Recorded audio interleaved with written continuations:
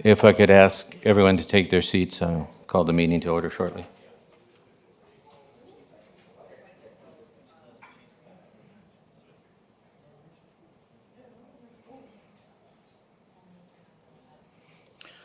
So being 5 o'clock, I'm going to call the meeting to order.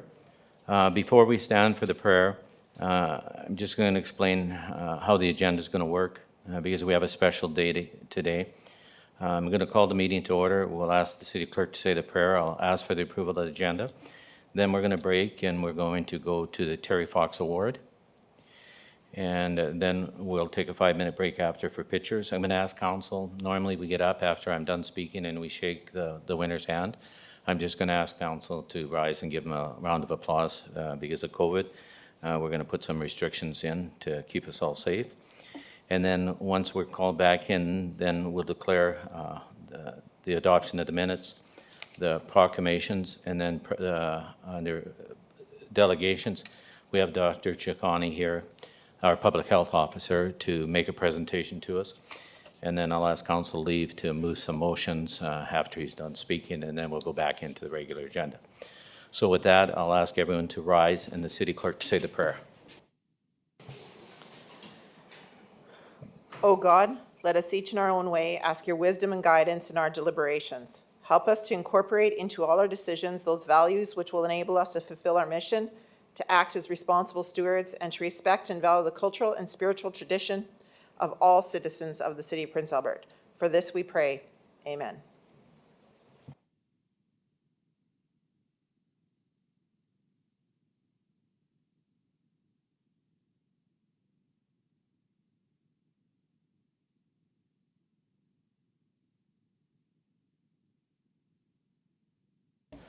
Okay, thank you.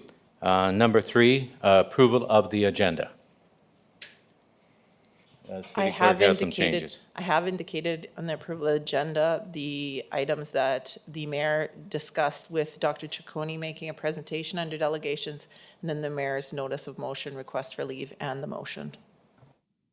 Thank you. So if I could get someone to move it as amended, please.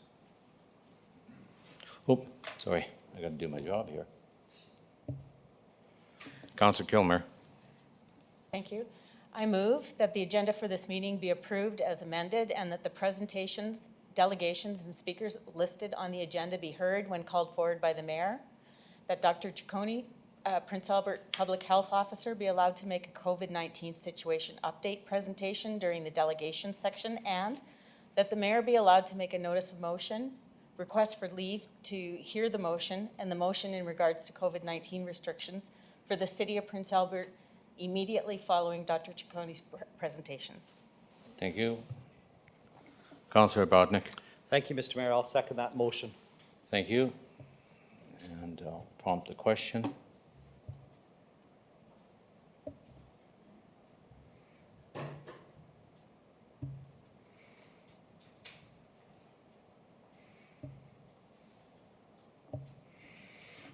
The question's now open.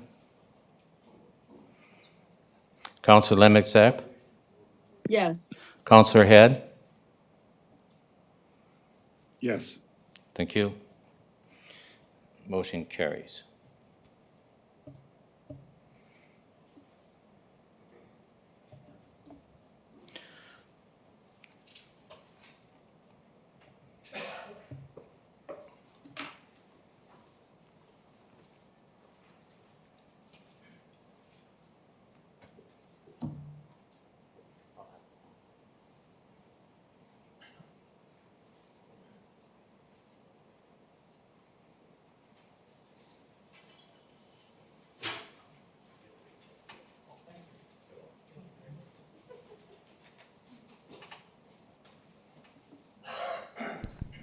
Well, I'd like everyone, thank everyone for attending today.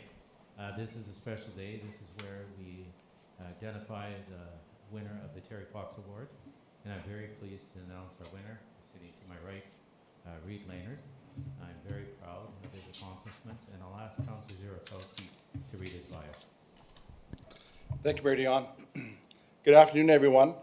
I've known Reed since he was a young lad chasing hockey pucks. So it's my honor to introduce him to you today. And to hear about his award and his accomplishments. So 17-year-old Reed Lehner has autism, and autism is a condition related to brain development that impacts how a person perceives and socializes with others, causing problems in social interaction and communication. So autism has resulted in frequent severe anxiety for Reed. He often has 2 or 3 episodes per day that results in him requiring constant supervision and care. He has many days where he cannot leave the family residence because of this anxiety. Reed has been homeschooled for the past 2 years as he could not attend school beyond grade 8, not being able to comprehend the many social and interactive factors. However, Reed Lehner loves the community of Prince Albert and is encouraged and supported by his family. He started a small, not-for-profit business called Reed's Baskets and Things on September 4th, 2020. And I'll say that again. His business is Reed's Baskets and Things. He creates unique gift baskets for customers. He, with his mom's assistance, shops for the items in the baskets, coffee, candy, trinkets, etc., then builds the baskets and has them picked up or delivered. Reed finds great joy in this business, and it allows him the social interaction which he often is missing. So these social interactions, which can be brief, are very important for Reed, as they allow him to share a story or share a smile, which he often does, and we've seen that today already, share that smile with others that can ease his anxiety attacks. Reed is all about the community of Prince Albert, and most, if not all, of the profits from the baskets are given right back to the community by Reed and his family. For Christmas 2020, he created and donated 140 food baskets to the Prince Albert Food Bank and 30 more hampers to the Prince Albert Christmas dinner. An amazing accomplishment. He also seeks out individuals and families in need and creates baskets for them. He has brightened the day of cancer patients, families that have fallen on hard times, and many others. Many others that Reed thinks need a simple cheering up. He also supplies giveaways to many community and sponsor groups like the SPCA and the Canadian Cancer Society. Reed's efforts have been recognized with the city, as he was identified as the very first community change maker featured by the CFYB Prince Albert, and has received recognition from local businesses for his efforts, entrepreneurship, and support. On Reed's Baskets and Things Facebook page, Reed and his mom provide videos as a support mechanism for other families that are dealing with autism. They provide real-life scenarios of what it is like and offer solutions and encouragement to others and other families. Reed Lehner, like Terry Fox, shows courage every day.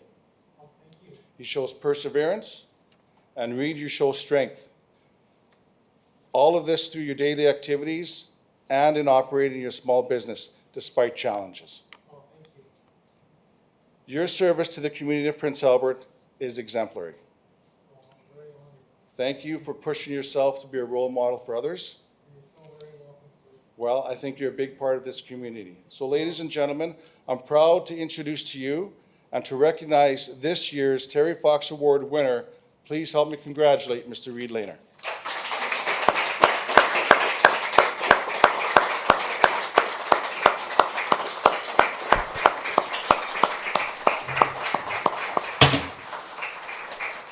Well, what a great bio, and congratulations. You're a great young man. Thank you so much.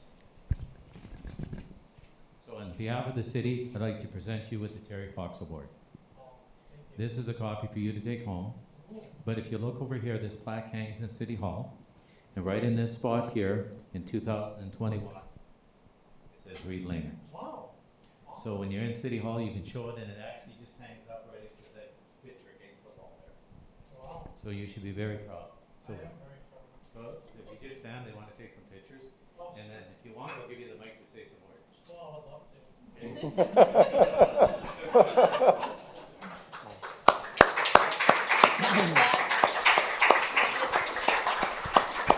Thank you.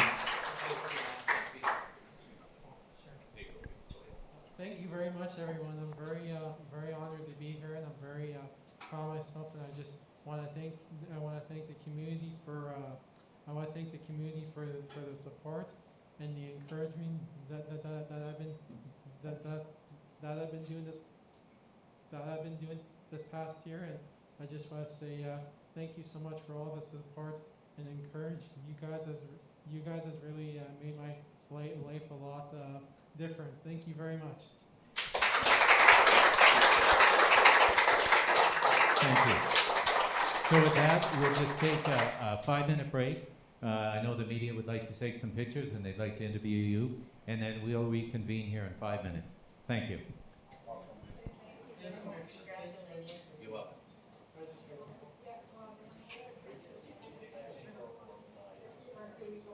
Yeah.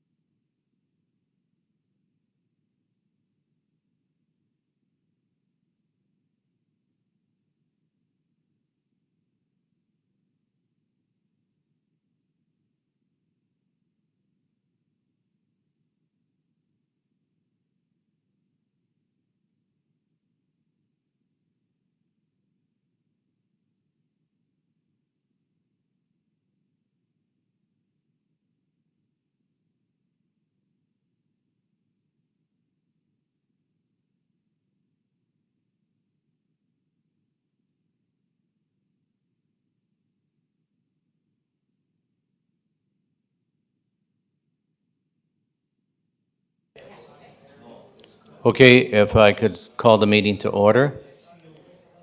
We'll just have a couple of house cleaning events, and then we'll get to the presentation from the health officer. So, number 4, declaration of conflict of interest. You all know what that is. If you have a conflict of interest, if you please let us know. Number 5, adoption of the minutes of August 16th. Councillor Miller. That the minutes of the regular council meeting held August 16, 2021 be taken, read, and adopted. Thank you. Councillor Bodnar. Thank you, Mr. Mayor. I'll second that. Thank you. Any discussion on the item? Seeing none in the queue, I will prompt the question.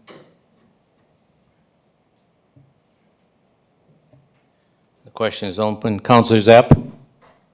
Yes. Councillor Head? Yes.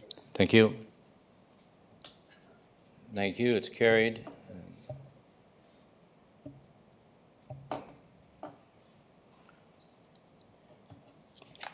I had 4 proclamations that I called. Number 6.1, International Literacy Day, September 8, 2021. 6.2, World Suicide Prevention Day, September 10th, 2021. Third proclamation was World Patient Safety and Safe Marital and Newborn Care Day, which is September 17th, 2021. And number 4, Big Brothers and Big Sisters Month, which is September 2021. We have no public hearings. We do have a delegation, so I'm going to ask, where'd the doctor? Oh, he's there. Dr. Shikani, to go to the podium and make your presentation, please. And if you just give me a minute, I'll arm the, how do I arm the podium? How do I arm the podium?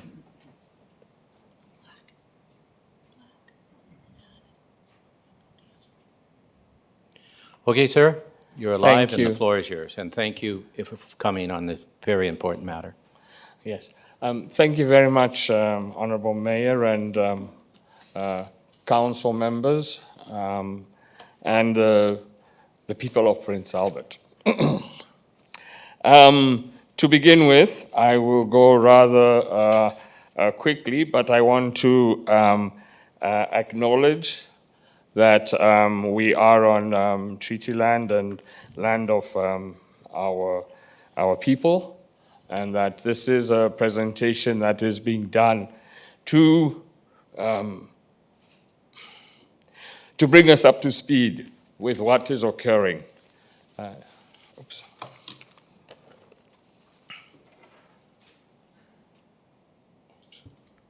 She's not going. Oh, she's. Just hang on for a minute, Doc.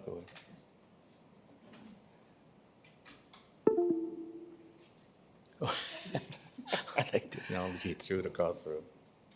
I think the computer's got COVID, but. No. Yeah.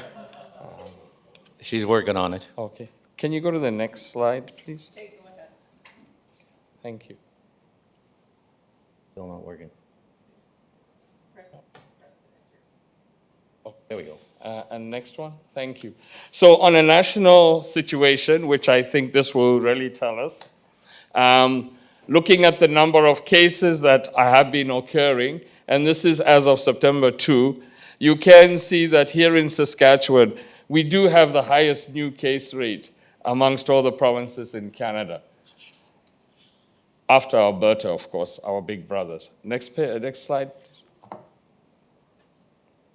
When we look at those, when it is based upon the rate per 100,000, based upon our health regions, our northern regions, of which Prince Albert is one of those, which falls within the north central zone, is one of those with the highest case rates in Canada. And it's just on the dark blue, looking at the coloration, that it does show us in the upper portion of having a really high rate of over 200. Next slide.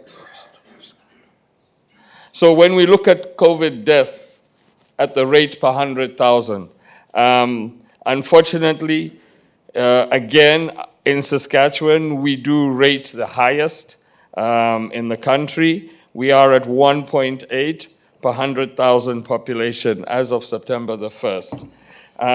In comparison to our neighbors to the east, who are at 0.1, and our neighbors to the west, who are at 1.0. So essentially, it doesn't put us in a good situation as a province. Next slide. Next one, please. So as a bit of a backgrounder, in the past week, we did an assessment, and we do this every week. On the left-hand side, it shows the red areas. Okay, in other words, where there's a high likelihood that COVID transmission is not controlled. You can see how this is now spread to the past week, which ended on August 31, where now we have got a significant proportion of the province is in that kind of a situation. Next slide, please. I'm going to look at three particular areas. In terms of viral transmission, in terms of the spread of the virus, we are in a surge. Our epidemic doubling time has dropped to less than 50%. Our wastewater is definitely identifying a lot of the COVID-19 viral RNA. All our case rates, hospitalization rates, and even deaths are also increasing. What we are seeing is that, at least as of September 3rd, a minimum of 71% of all the cases that have been hospitalized are either unvaccinated or just partially immunized. And this is driving this. As we know, Delta is a really voracious variant, and if we don't check it, it will spill into those who have been vaccinated. You see there we've put spillover in quotes, because being vaccinated is not a 110% guarantee. Again, our public health system has already exceeded its capacity, and we are about 2 weeks away from where our acute care system will be overwhelmed. Being overwhelmed means that there are some of those difficult decisions that one has to make as to who gets the bed in ICU and who doesn't. In terms of immunization, unfortunately, we continue to have the lowest immunization rates in the country.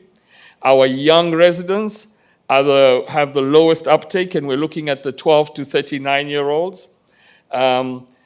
Another thing which is really important is that we are very much well short of the minimum target of 85% of the entire population to be immunized.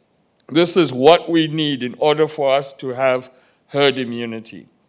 Over the last 2 weeks, we've seen only about a 3 to 9% increase on first and second doses, and really, we are not really clear as to what this is, but that having been said, there is room for us to improve the situation. Next slide, please.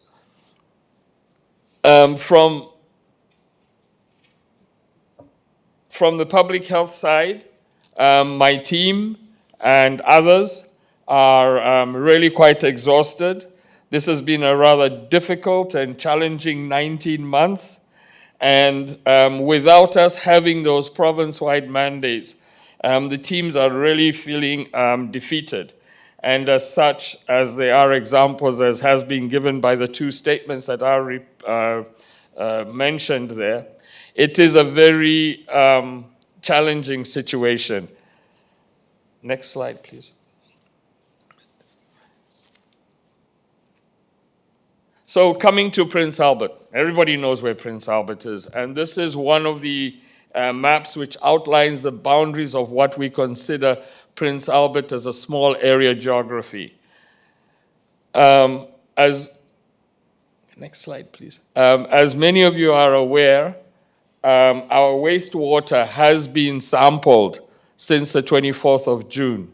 And here we have put the, together with the city department looking after wastewater, with the University of Saskatchewan, the Global International Water Surveillance Team, we have been tracking the presence of COVID-19 in wastewater. And this, as you can see from the chart, also helps us to find out which is the different variants which are there. This one is for PA, and as you can see, since the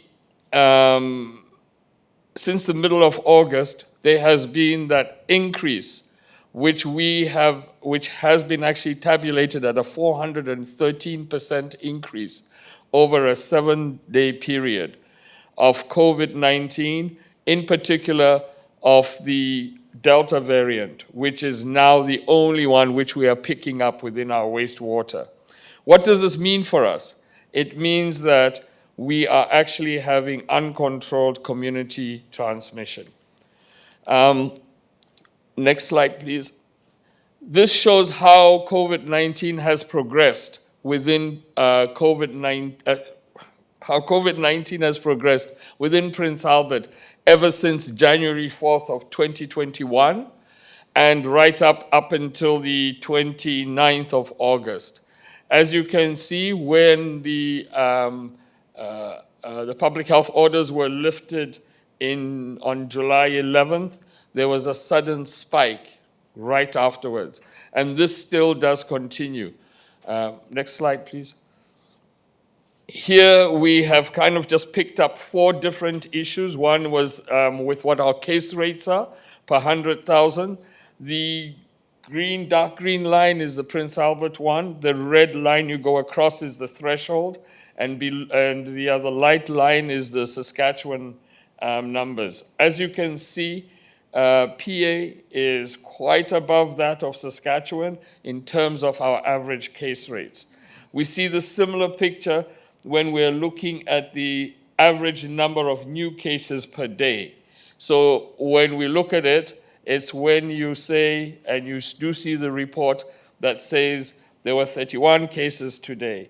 And so those are the new cases. And as we have seen, that has steadily risen over the last 72 hours. We have had 171 cases. That's a real big difference from a year ago, where at this time we were just down in around 20 to 30 cases. Another indicator is that in the 2-week period from the 14th of August to the 29th of August, we had only 2 cases below the age of 18. In that same time period in 2021, we're at 364. And that is a real problem. Our testing rates do match that of the province, and we continue to keep that above the thresholds. And our test positivity, in other words, those who are turning positive from the results, still is good, remains up there, which means people are going, but not enough people are going. We do know that right now, our rates and our data for Saskatchewan indicate that this is only the tip of the iceberg, where 1 in 5 people are actually tested. So there are 4 others who are still going around who aren't tested. And that is where we get the stress from. Next slide, please. When we look at the cases in the age group, I draw your attention to the blue on the left, which does show that the 20 to 39-year-olds are the largest on this particular time period. They were over at 44%. What is concerning is that in the dark green, at the 0 to 4 years, that was 7%. And right next to them, we have those on the other side of the spectrum, the 80 plus, who are at 2%. And that seems to be really great. But when we then move after the 4-year-olds to the 5 to 13-year-olds, that's 13%.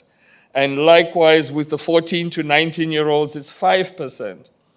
So what we have seen is that um, 80% of the new cases were not fully vaccinated, and this includes 11% who are ineligible. That 11% that are ineligible are those who were born after the 31st of December 2009. And so that is all of our kids who are less than 12. That is a significant number when you are trying to get herd immunity. And that is shown on the right-hand pie chart, which shows our unvaccinated, and you combine those with the ineligible and together with the partially vaccinated. That is not a good situation to be in. Next slide, please.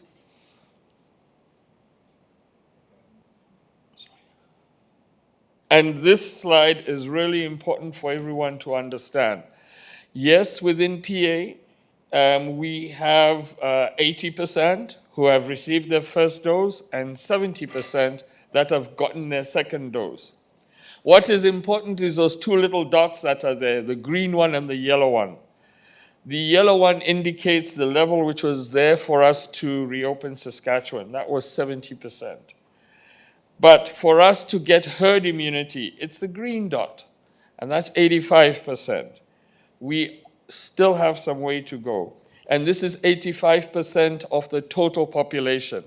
So that includes both those who are eligible. So the 80% there is those of the eligible population. We require all age groups, whether they are eligible or not eligible, to be counted within this. For those who are not eligible, they rely on those who are eligible to provide that protective blanket. And that is a concern. Next slide, please. So, in closing, I would like to say that public health currently is over capacity. And as such, we have changed the way which we actually identify those or conduct our contact investigations. We are asking that those who test positive to inform those who will benefit from being told about their COVID test status. That one, they would go and get themselves tested. That two, they would continue to do all the necessary expectations which we were doing prior to July 11, which is self-isolating, restricting your movements, etc. Again, the impact on acute care services are most likely going to be overwhelmed within the coming 14 days. And we definitely do need vaccination there, but vaccination will only give us any impact at 14 days. This is where masking comes in, because masking does occur right away. And this is where we talk about the non-pharmaceutical interventions. This is where you wear a mask. This is where you reduce the number of interactions, contacts you have. We are technologically advanced that you don't need to be there in person. And so take that if it is. The other important aspect is that we have to ensure that acute care is ready for this overcapacity. People will still have their heart attacks. People will still have their strokes. They still do require those beds. If those beds are taken up by COVID patients, it means that one more person doesn't have access to that high quality care. I think it's important as well that within the Public Health Act, us as medical health officers, the health authorities, and the municipalities cannot issue orders without ministerial approval. And so ministerial approval is very important and crucial to any successful moving forward. Next slide, please. And so we are really under imminent threat. Our system may not make it through, And so, as we have done in the past, we have been able to bend that curve. And what it needs is just those small actions. We're not asking people to give up their homes. We're not asking them to give up life.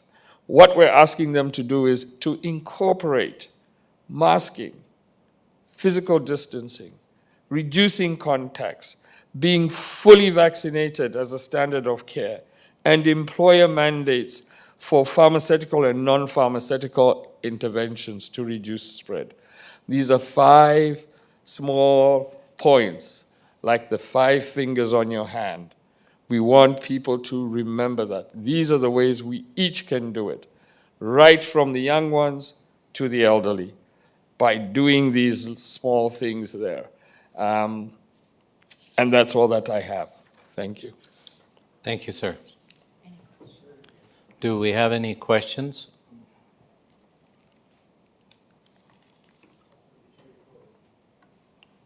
No?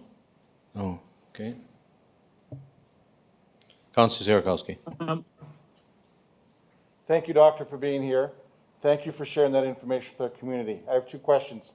Yes, sir. I was going to look up that phrase, but you mentioned early in one of your slides that we're within 2 weeks or our healthcare system is overwhelmed. I think that's the word you used. Yes. What will that look like for everyday people who aren't familiar with the medical jargon? Yes. What's that going to look like? And the other question I have is, has the provincial government seen this data?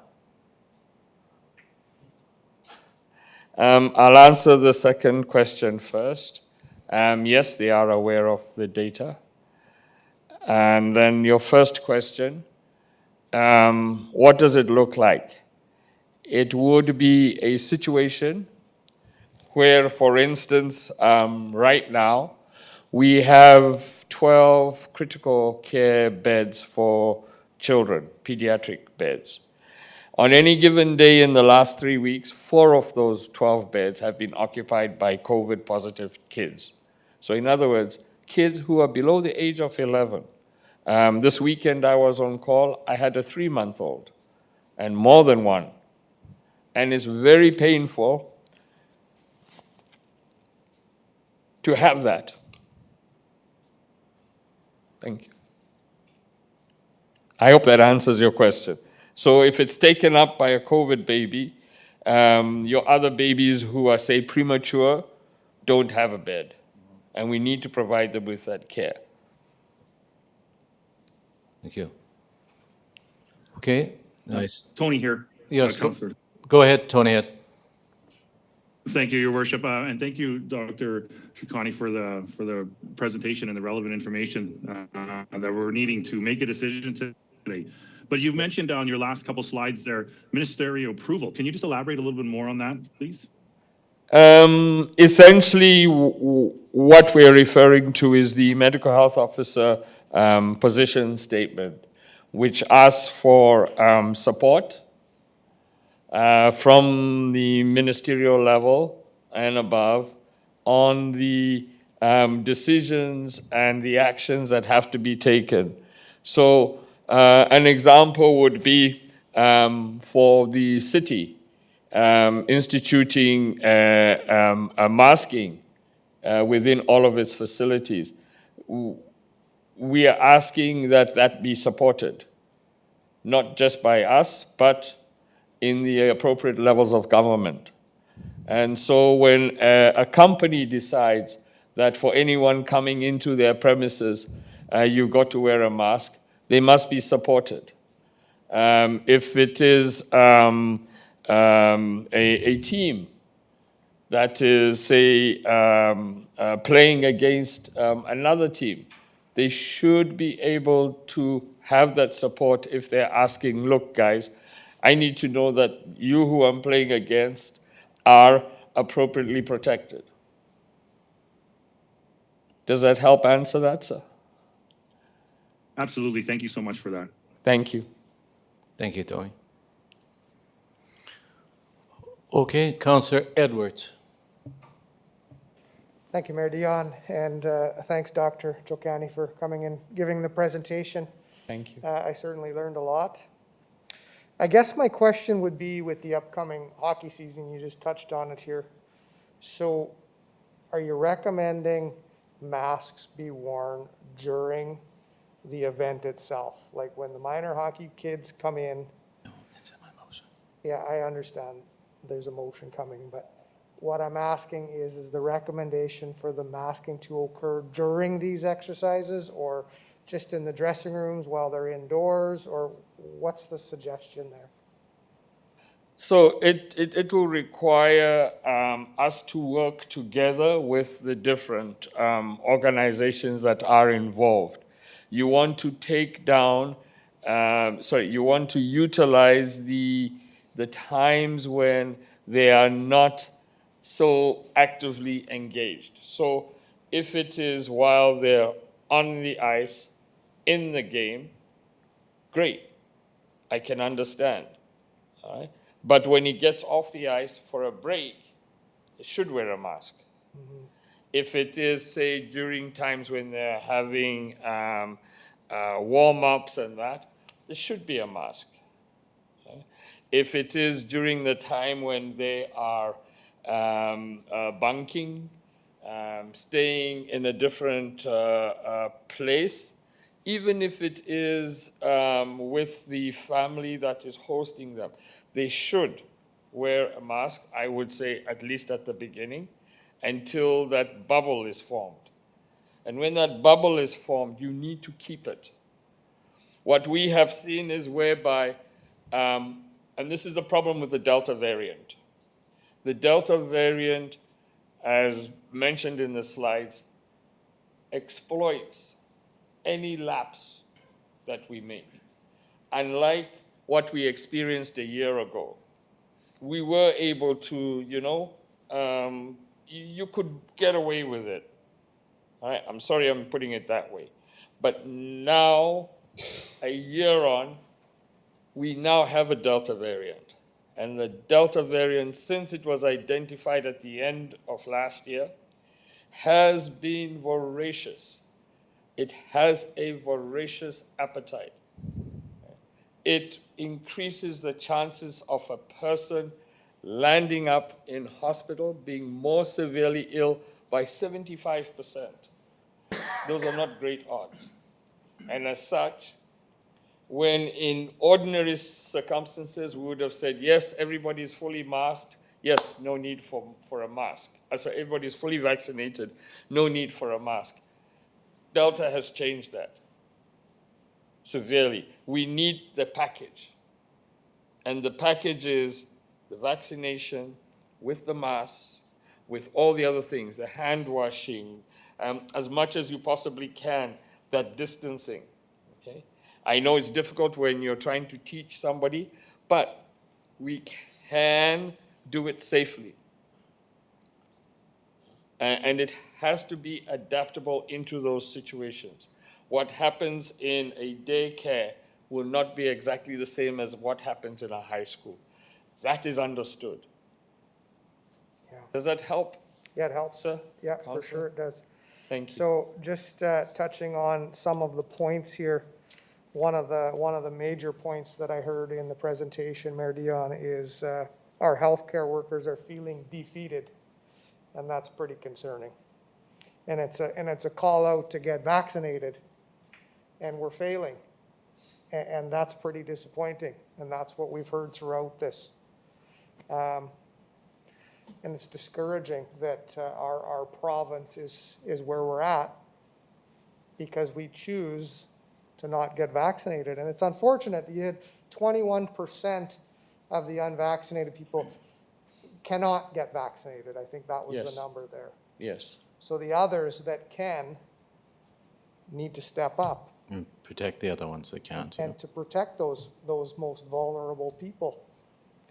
And I really hope that this presentation can go public, not just on our YouTube, but put out on Facebook and show people. Because my goodness, we have a lot of Facebook doctors out there that's driving this unvaccinated claims.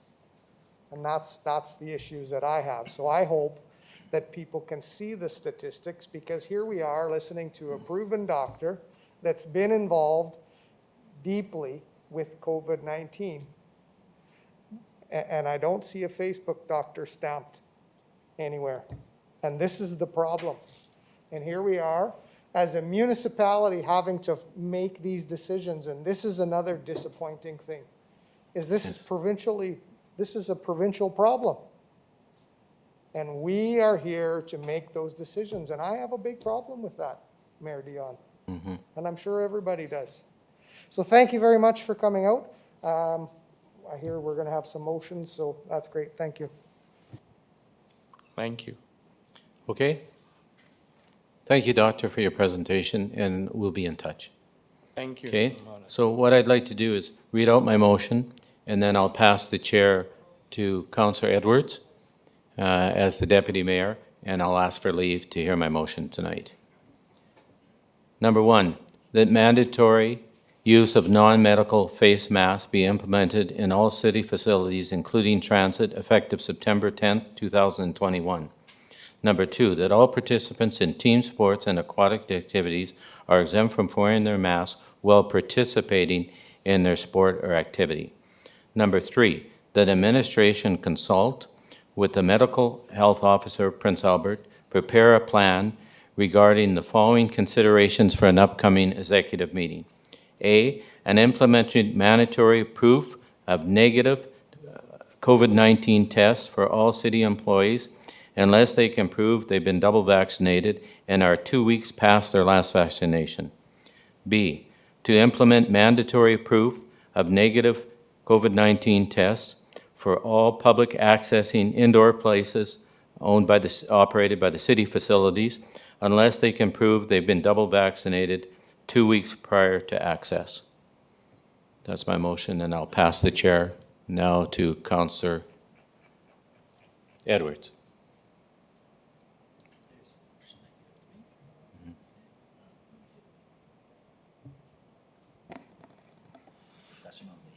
Okay, any discussion on the leave? No, I'll make the motion that the notice provision is waived to remit consideration of Mayor Dion's motion regarding implementation of COVID-19 restrictions.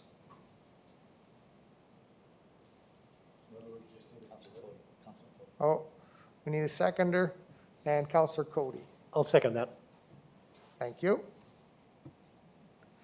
Now, any discussion on the leave that's requested?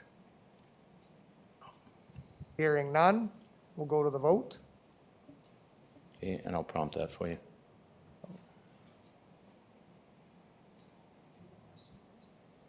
Do we have a question, Councillor Miller? Oh. After the leave is done? Yeah, okay, Oh. so we're good. You can Okay, keep your we're light good. on, no problem. We'll just go to the vote. The vote's open. And the vote is open. Councillor Zepp? Yes.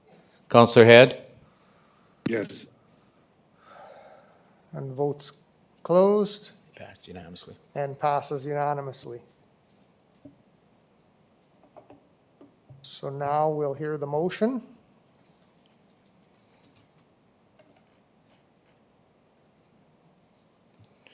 Okay, I now move the motion that mandatory use of non-medical face masks be implemented in all city facilities, including city transit, effective September 10th, 2021.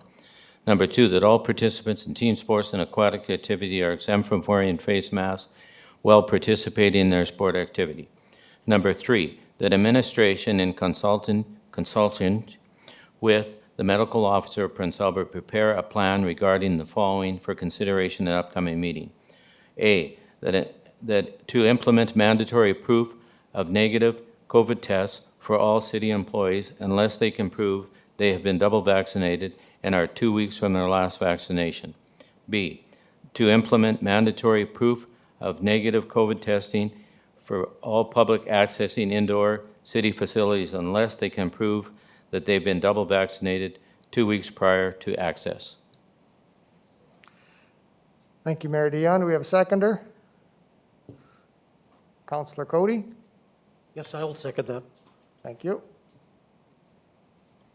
Any discussion on the motion? Okay, it's dead. Dawn. Okay, Counselor Zerkowski.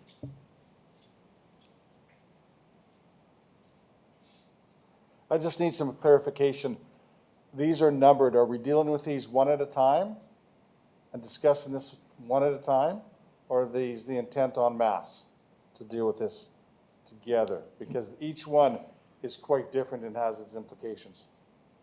Well, at this point, I had put them together as a package with the health officer. Okay. The only one that really comes into effect is number 1 and number 2. The other 3 will come back for discussion at the next executive meeting. Okay. So then I have a question for the Dr. Chicani, if I may. Dr. Chocani is So available. I just need help understanding number 2. I want to ensure that that's the advice you're giving us, because I'm going to have to explain it to the public, because we're being asked to make this decision that the provincial government is not. So we have to own this decision, and I have to explain it. So all participants in team sports and aquatic activities were saying they do not need to wear their masks, playing volleyball, basketball, hockey. They do not need to wear their masks while participating in practices or in games, whether indoors or outdoors. So if you could provide some clarity on that, please. Yes, please, Councillor. So when we say that, that is because those are at a time when you want them to be performing at their best. Now, once they have stopped that exertion, when they're on that downtime, that is when they are most vulnerable. So we need to protect them. And that's the one way we can protect them. Yes, go swim. When you finish your event, come out of the pool. Please put your mask on as soon as you can. We saw that implemented rather well during the Tokyo Olympics, how it was done. And the hope is that we can do our Saskatchewan, our PA style of that. Thank you, sir. Thank you, that helps me out. So we're asking them to wear their masks during the competition phase, and when they're finished, put their mask back on. The phrase "while participating," I'm going to be asked, well, does that include competition? Does that include practices? What does that include while participating? What does that mean? Yes, thank you. And so it means all of those. Okay, thank you. Competing. Thank you. Yeah, so on theirs. Council. Yeah, Counselor Kilmer. Thank you, Deputy Mayor. Just further to what Councillor Zarkowski was saying, I would be more comfortable. We need to really be careful with that word participating, because in the past, it was quite a broad statement, and I'm hearing participating in the competition portion of their sport and activity. At other times, like for example in hockey, when they are not competing, but they are in finish the practice mode, the exertion mode, that they then have to wear their face mask. I think we need to be unbelievably clear with that, and I'm not entirely sure how we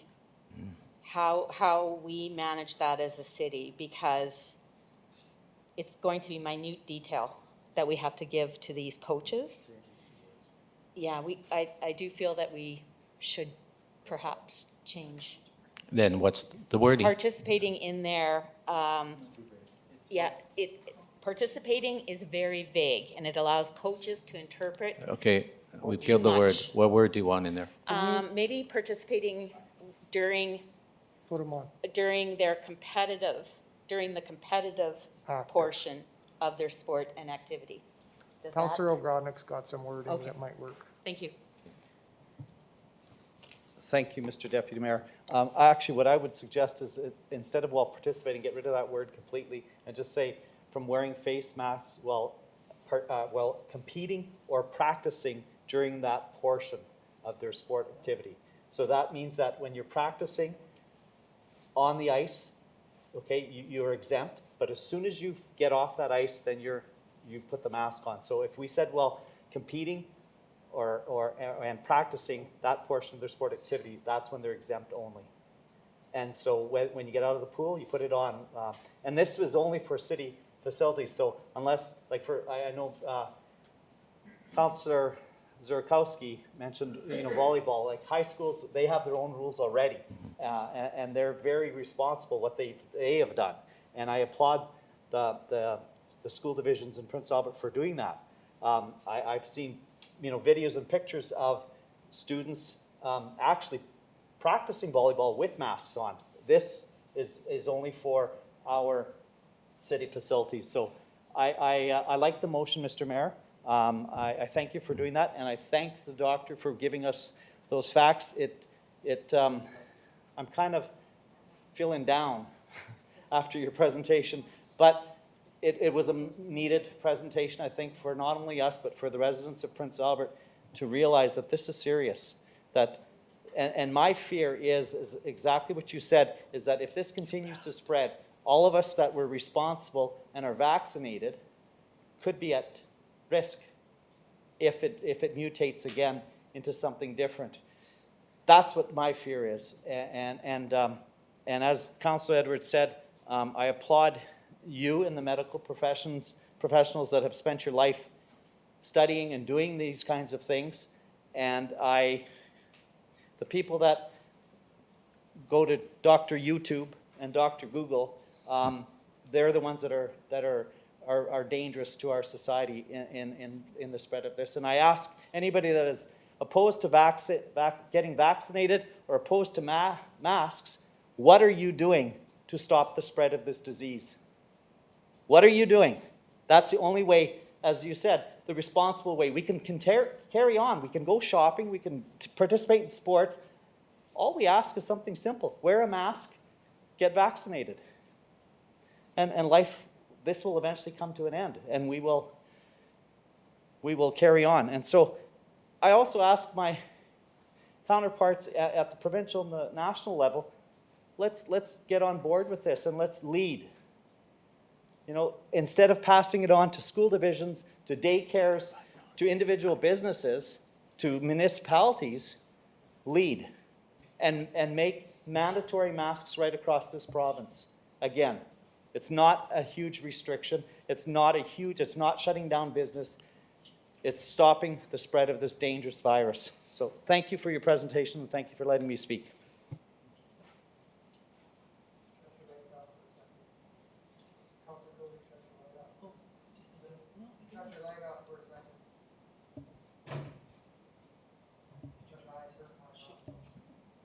Okay. Okay, now push your buttons back in.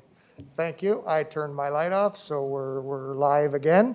It's Councillor Miller. Cody. No, Councillor Miller is in Cody. the queue first.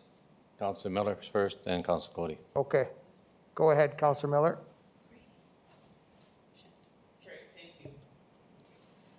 Thank you, Deputy Mayor, and thank you, Dr. Chikani, for coming this evening and enlightening us. Although some of us don't really need that, but thank you for coming and doing that with us. Because it's very important that our public realize that how important it is to get vaccinated. And I feel that, Mayor Dion, you need to add a whatever number it's going to be, that a strongly worded letter to the Health Minister and to Premier Scott Moe need to be written, that they do what they need to do as our leaders of the province, because quite frankly, and I'm going to be quite blunt, that I don't get really paid enough to do this, to mandate these things, and I believe it's their job to do. May I comment back to her? Yes, go ahead, Mayor Just, Dion. Councillor Cody and me were on a conference call today with the minister and all 16 mayors and SUMA, and it was made quite clear to them that we are not very happy that they have not taken action, and they're going to call another meeting with us shortly. And still not informed. No. I'd like to be put in the queue. Okay. Okay, thanks, Councillor Head. And go ahead, Councillor Cody. Yes, thank you very much. First of all, thanks ever so much, Doc, for the great report that is enlightening, to say the least. No one, I believe, in this city believes or believed for this until you gave us these statistics that it was nearly as bad as it is. But it's a serious, serious issue. My issue is greater than this. It's with the provincial government. You know what? We shouldn't be in this business of healthcare. That's not our jurisdiction. We should not have to do what we're doing here tonight. But we're doing this because of one reason. That's to help our citizens. If someone else doesn't take the initiative to do it, we as leaders of our community have to do it. That is so unfortunate, because if there's something out there that they want jurisdiction over, they'll take it. But when they don't want it, they give it to us. That's unfortunate to me, and I think it shouldn't be that way. But now that it is that way, I think we have to follow what Dr. Chicani has said. We're in a serious crisis, possibly worse than we were at the very start of the pandemic. The Delta variant is obviously worse than the first one was, resulting in the fact here we are. And I would be certainly one that believes, number one, two, we should do. No question, I think we have to wear the mask, we have to wash our hands, we have to do social distancing, do all of those things.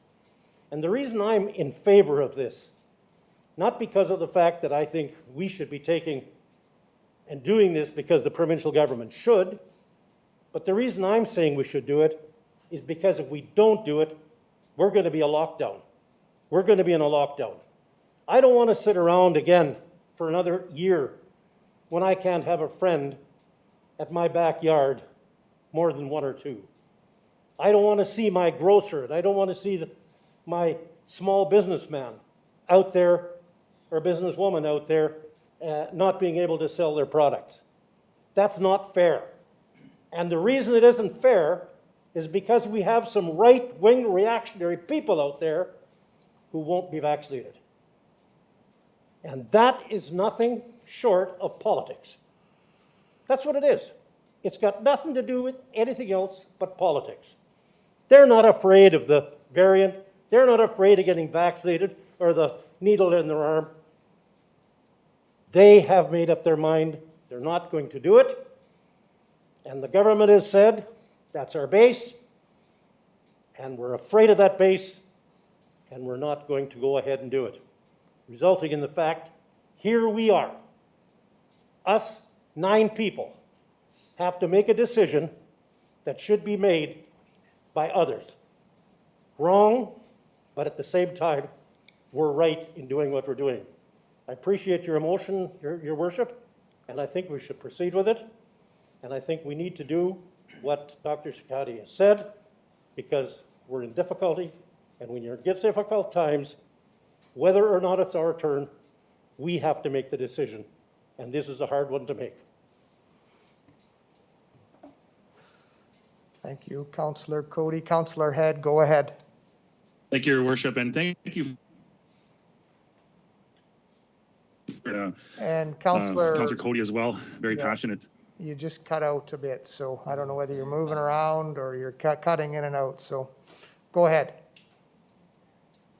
Okay, well, I'll try to keep my comments brief, and thank you, Your Worship, for bringing this motion forward, and I do support this motion wholeheartedly. These are necessary steps we have to take in order to keep the citizens of Prince Albert safe, and if the provincial government is not going to do it, then I guess it's up to us to do it, and I think it's an easy decision for us to make, and one that sounds like it's going to be supported. So, I'm happy to hear that we're going to have some more conversation about the entirety of the motion, but these immediate steps that we're going to take, if passed tonight, I'm happy we're doing this, and definitely necessary for our city. So, thank you for that. Tara Lennox up here. Okay, go ahead, Councillor Lennox up. Thank you. I'm also hearing from many members of our community that they wish our city council to do everything that we have the jurisdiction and power to do in this manner. I call on the provincial government to look to the science, to look to the evidence, and to put measures in place that our medical professionals are advising us to do, especially masking. Our provincial government is obviously not doing enough, and we have to call on our provincial government to be operating a widespread mandate. We as a city only have the jurisdiction to do what we can, but what is obviously needed is a widespread mandate that follows what the medical professionals are telling us is needed, such as what we've heard in tonight's report. I will be supporting this motion.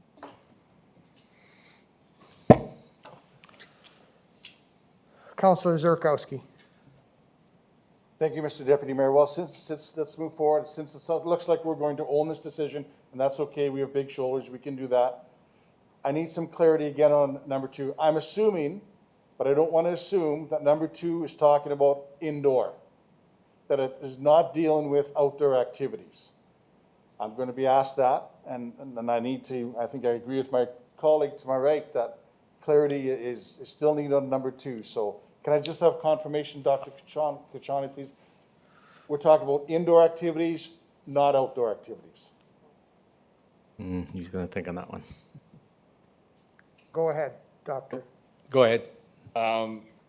We are deciding between fire from a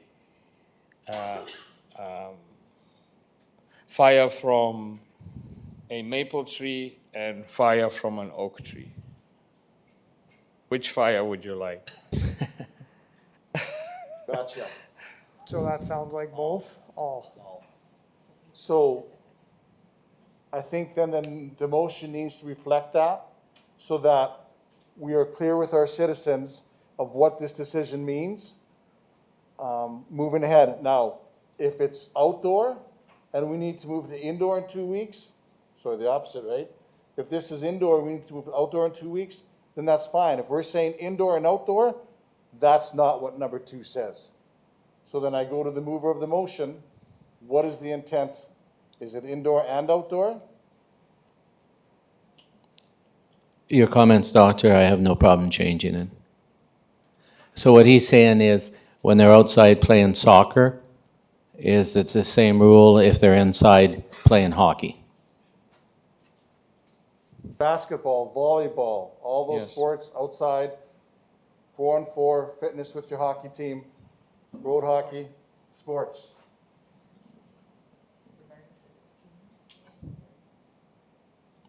See what he's asking, Doctor? Yes, I think it's also understanding on how the transmission does occur as well.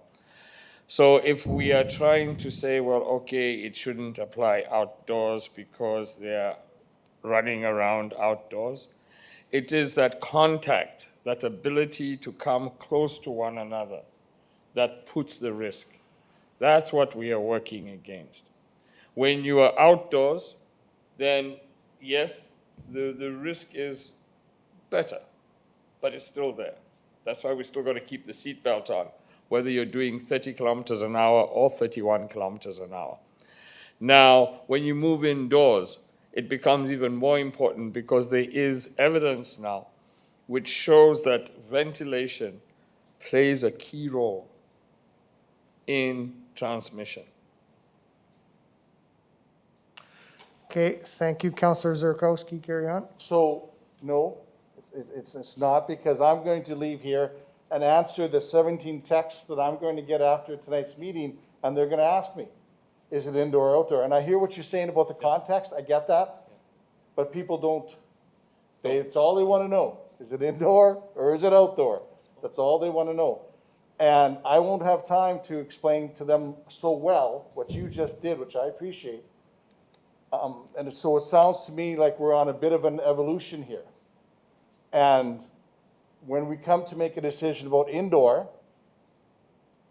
I guess we need to have that conversation.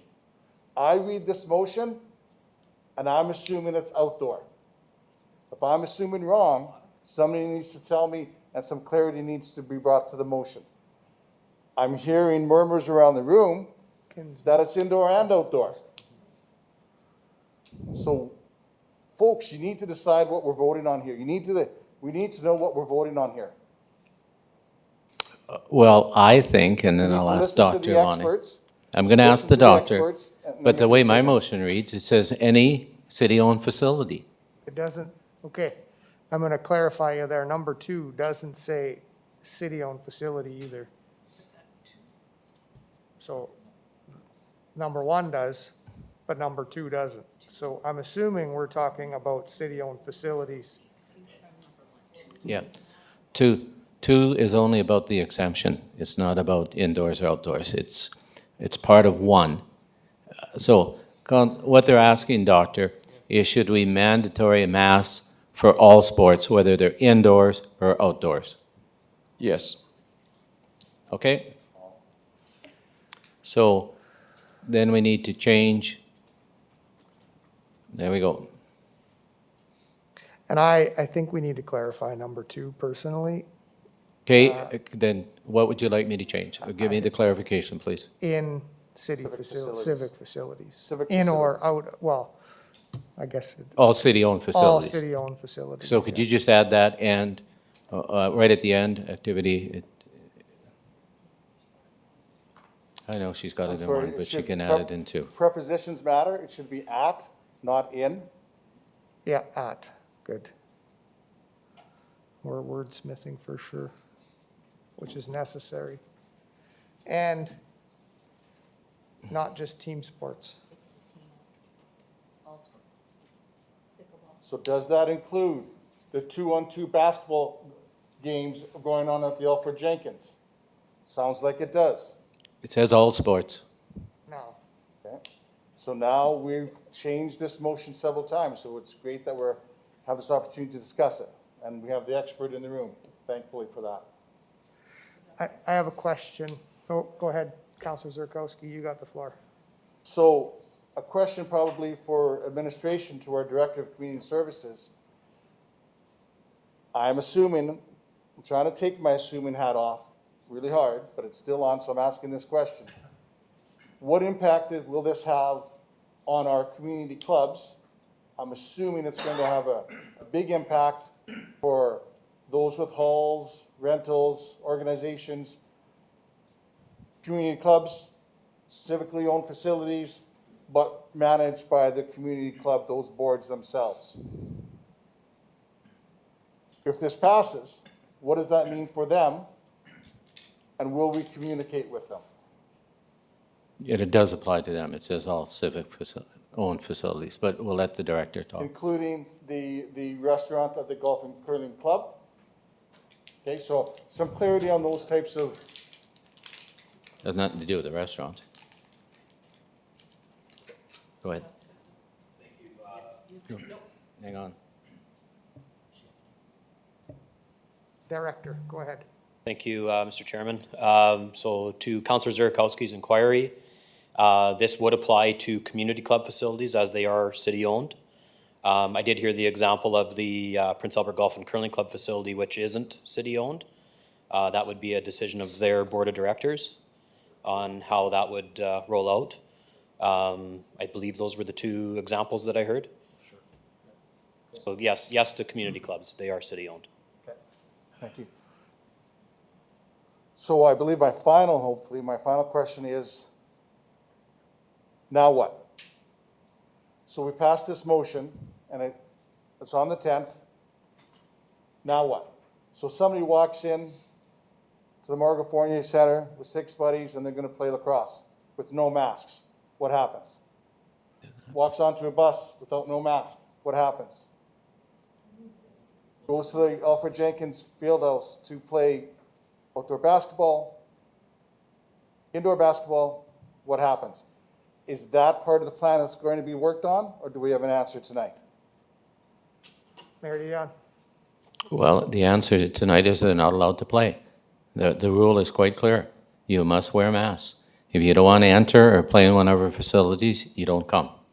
And we have both bylaw and police to enforce our we're very lucky other cities that were on the call doesn't now to have that. but we have both bylaw and city that enforce our bylaws and our instructions. One more question that I've learned from last year. Does this include playgrounds? Okay, so city-owned playgrounds, but not schoolyard playgrounds. Civically owned, so back to the phrasing again, which words are important, city-owned facilities. So I think messaging is really important on this so that our families and our residents know what this means. Yeah. Councillor Cody. Yeah, I just want to apologize that I didn't report as the mayor asked me to. When I was on a conference call today, I was on a Zoom call this morning with the mayors to get some questions that they wanted to ask to the minister at 11 o'clock. And unfortunately, the mayor couldn't be there at 11 o'clock. He was meeting with the doctor, and they were doing some plans. So as a result, I did. And I can tell you in a report easily that there was no mayor that was very pleased with what was going on. They're really bothered by all the mixed messages they get from the various organizations. And they are mixed messages. They get some from different from one organization, one other organization. They just simply don't know which way to turn. And then we had a question from, or a comment from our president of SUMA, Roger Hayward, and he said, now, you people in the cities at least have bylaw officers. We don't. And we can't, the RCMP don't come into our community to enforce a bylaw. So even if we did say we are going to have mandatory masks in our skating facility, we couldn't enforce it. So he said it's a whole different kettle of fish out there for the small communities, and that's where they really honed in on that the provincial government should have made this kind of taken it under their wing and done the right thing. We're going to have a real patchwork quilt here, because how do we know Birch Hills is going to do what we're doing? And we play hockey and stuff with them in St. Louis and the rest. So anyway, that's kind of the report that I would give you that the mayor said.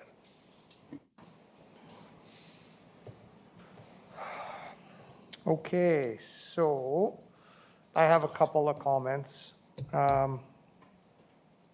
One is just a simple question regarding the community clubs. As I know, many of them have banquets and things booked.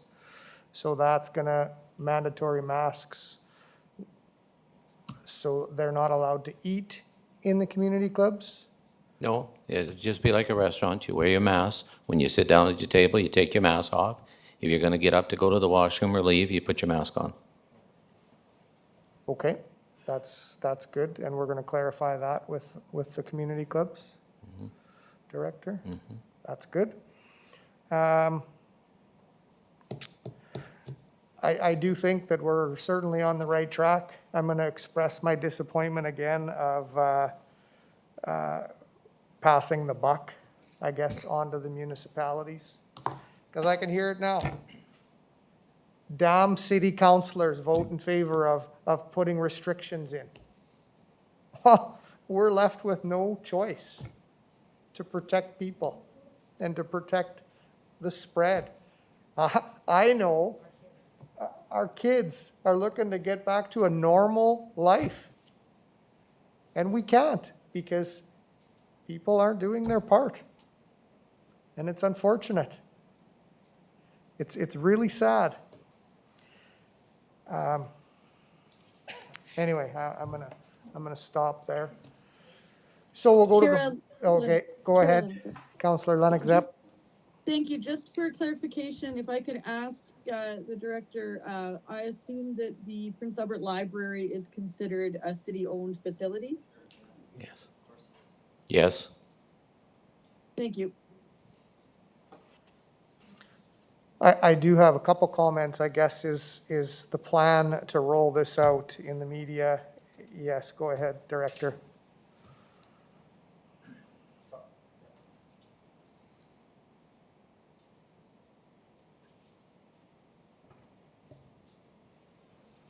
We have been watching Saskatoon and Regina and what's been happening there. And so we do have an information sheet for employees ready to go for tomorrow morning, just clarifying some of the discussion that went on here tonight, and a media release as well. So, and our webpage will be updated accordingly. So there will be steps taken to make sure that some of these nuances are clarified.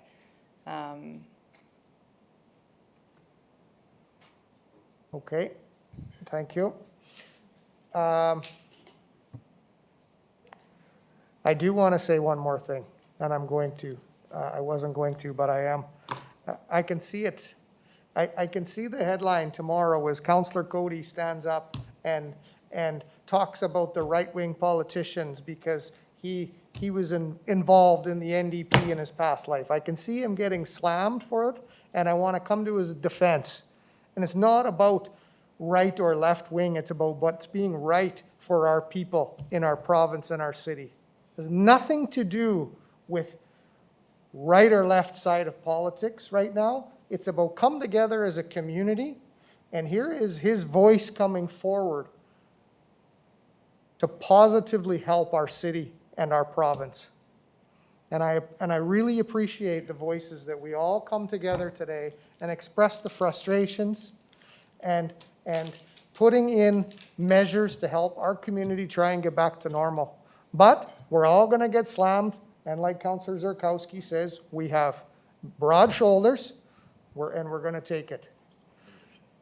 And that's good leadership. And we'll go to the vote. Thank you.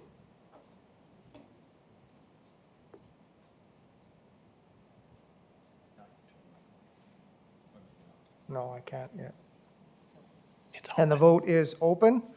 And Councillor Lennox Zepp, Yes. Councillor Head, Yes.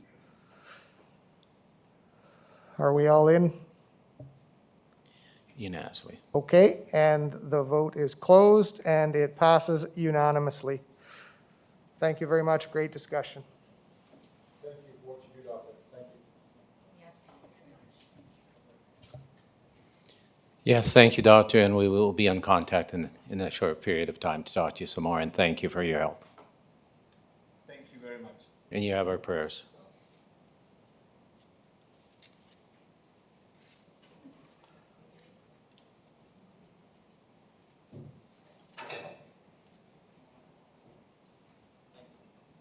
Okay, I see the media flashing. You got one chance to get out, or you're going to stay. You're okay? Okay, thank you. Number 10, we're going to communications. Now that we're done delegations, communications, we have 10.1, annexation of 48th Street. Councilor Zierakowski. Sorry. Well, thank you for the correspondence, of course, and I'll move that we receive that correspondence and we ask the Planning and Development Services Department to review it and report back to us. Thank you. Seconder? Councilor Miller? Thank you. Any discussion? Hearing none, I'll prompt the question. Annexation of 48th Street.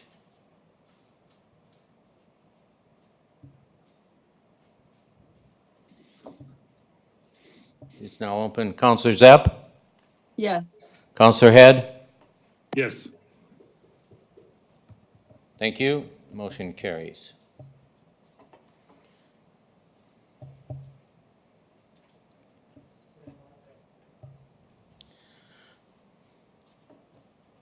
(10.2) Fence at the Heritage Center for safety.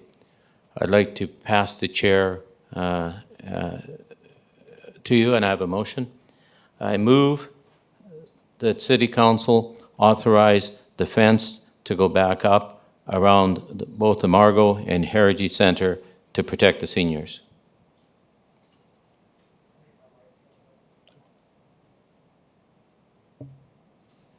Okay, we have a motion from Mayor Dion. Do we have a seconder?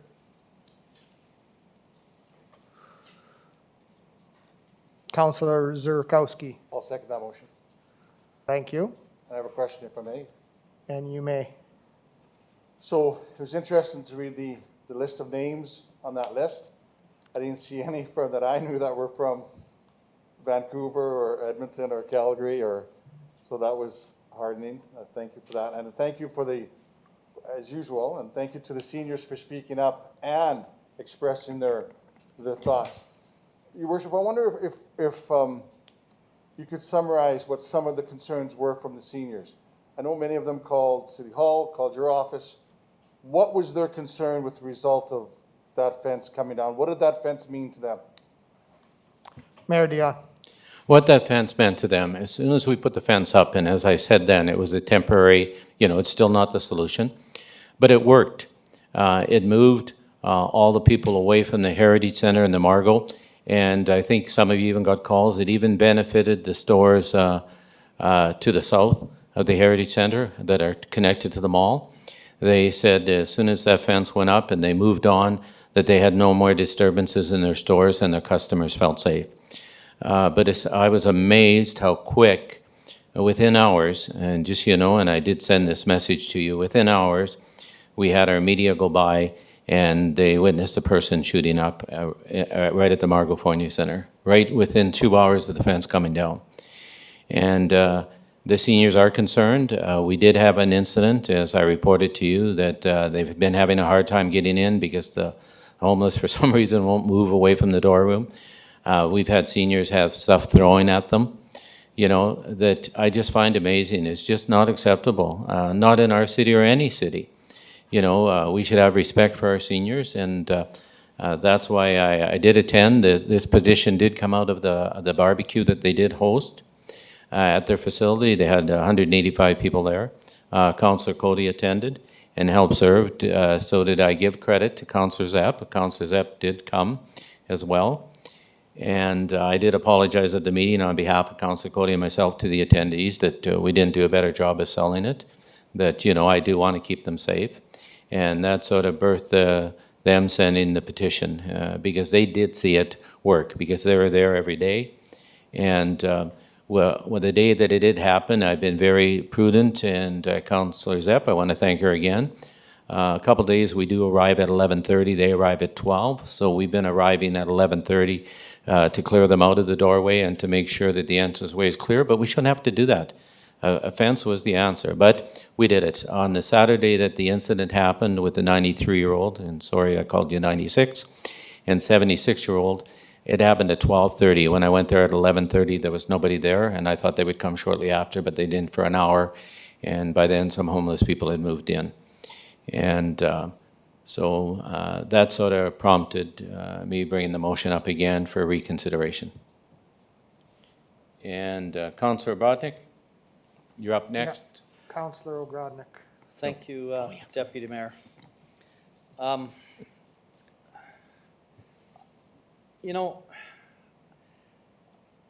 The motion, if a person votes against this motion, it's saying that we're voting against safety for seniors. And that's the furthest from my heart, that I would put seniors in an unsafe situation. What I would rather us do is come up with a solution to these problems. Now, not us as councillors. We've got an administrative team that are highly paid that need to come up with a solution and give us recommendation of how are we, and we have a police commission and an entire city police force. How are we as a city going to deal with these situations other than putting up a fence and pushing the problem to other parts of the city? That's what we're doing. And so that's what I want. I would rather us make a motion saying that we want all citizens of Prince Albert to be safe, and there is problems in our downtown area, and administration bring back a report on how we're going to solve this problem, rather than put up a fence. The fence obviously, it was up and then it was taken down, and then we put it back up because obviously that fence didn't solve the problem. You know, when the first time it came down, why did it come down? And we did the exact same thing. So if we're having a problem and you do the exact same thing to solve it, you're not solving the problem. You're just pushing the problem away. And that's my concern. You know, like I don't want to see a fence go up. I want a permanent solution to these problems. So if it means changing, slightly modifying the buildings, then let's do that, or whatever. I don't know what the solution is, but we've got talented people, brilliant people that we've hired, that I'm asking them to come up with a solution and advise us, come up with a report. What is the cost going to be? How is it going to involve police? How is it going to involve our bylaw? You know, is it legal? You know, what we come up with. And that's what I want to see. Thank you. Tony, Chair get here. alerts up. Okay, I'll put you guys in the queue. It's Councillor Zurkowski first. Thank you for that, Mayor. The fence is not the answer. There's no doubt about it. The fence is not the answer. However, it gets us and it buys us some time until we can get people in authority to listen to us, to visit these locations, to see these people and say, what can we do for them? Councillor Edwards recently made a motion to invite organizations, everybody from our local MP to MLAs to provincial bodies, justice, social, health, federal government, to come around the round table and have a discussion. I made a similar motion 3 years ago. What can be done? Where are the gaps? What does it cost? What are you doing? Why are you competing against each other? The nonprofits in the city, the church groups in the city. Go around the table. What are you doing? How can we support you? And we've been trying to organize that meeting, that gathering of people whose jurisdiction they need to be involved because there's some shared responsibility there. Do we have responsibility? Absolutely. This is our community, and we need to try whatever we can to bring all those voices around the table. But in the meantime, we need to keep our seniors safe. Period. Period. The problems that our downtown faces, it's not one problem, it's many, many problems. It's not a simple solution, or we would have solved it by now. Anybody in this room know how to solve it? Nope. I don't know how to solve it. Would have been done by now. But we need to bring people into the room and have that conversation. It's not just one problem, and the solutions will not be singular as well. It's never just one thing. In the meantime, our seniors live here, they pay taxes, and they deserve to be safe until we can come up and invest in those conversations and come up with meaningful solutions. I can't look into the eyes of those seniors down there and say, good luck. Vandalism, urination, defecation, shooting up needles, good luck. The fence is not the answer, but it keeps our seniors safe until now, until we come up with a solution. Until that shared responsibility, then we can enact a plan. Thank you. Councillor Kilmer.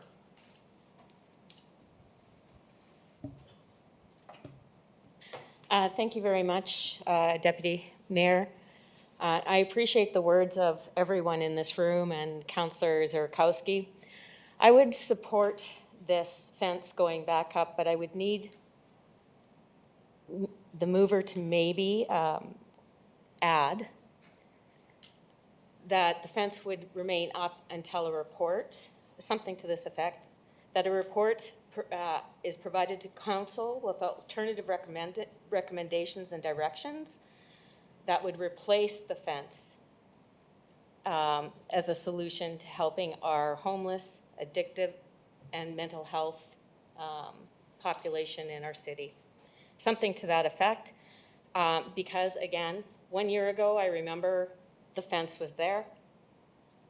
We had it, then it was taken down, and the fence was put up again.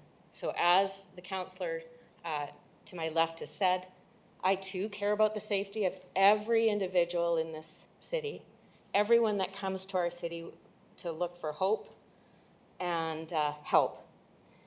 And I do not want our seniors to walk with trepidation and not feel safe and secure. But the answer isn't that fence alone. We can't keep putting this on the back burner. We have to do an action. And by adding a report with recommendations and some direction would make me feel a little more confident that we actually are going to move somewhere, do something. Thank you.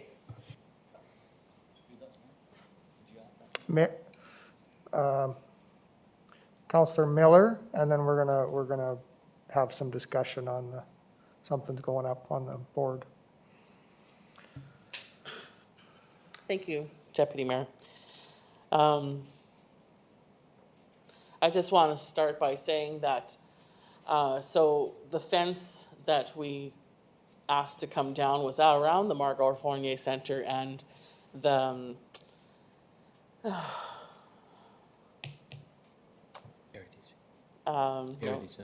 no, for the first motion, the gazebo. That was the motion. The Heritage Center, I don't know where that came from. I have no idea. That was not in the previous motion, so I have no idea why the fence came down there to begin with. So there's that. It's part It of was the the Margot Fournier, it was the Margot Fournier and. No, I'm not accepting that. Well, So do you that's a wanna bring up- different place, different side of the building, and it's called something totally different. It's the same building. No, it's not. And so that's what I voted on. And as far as I'm concerned, I'm not into building fences, I'm into building bridges. And so I'm not really into that sort of thing. I don't, it's not a solution, guaranteed.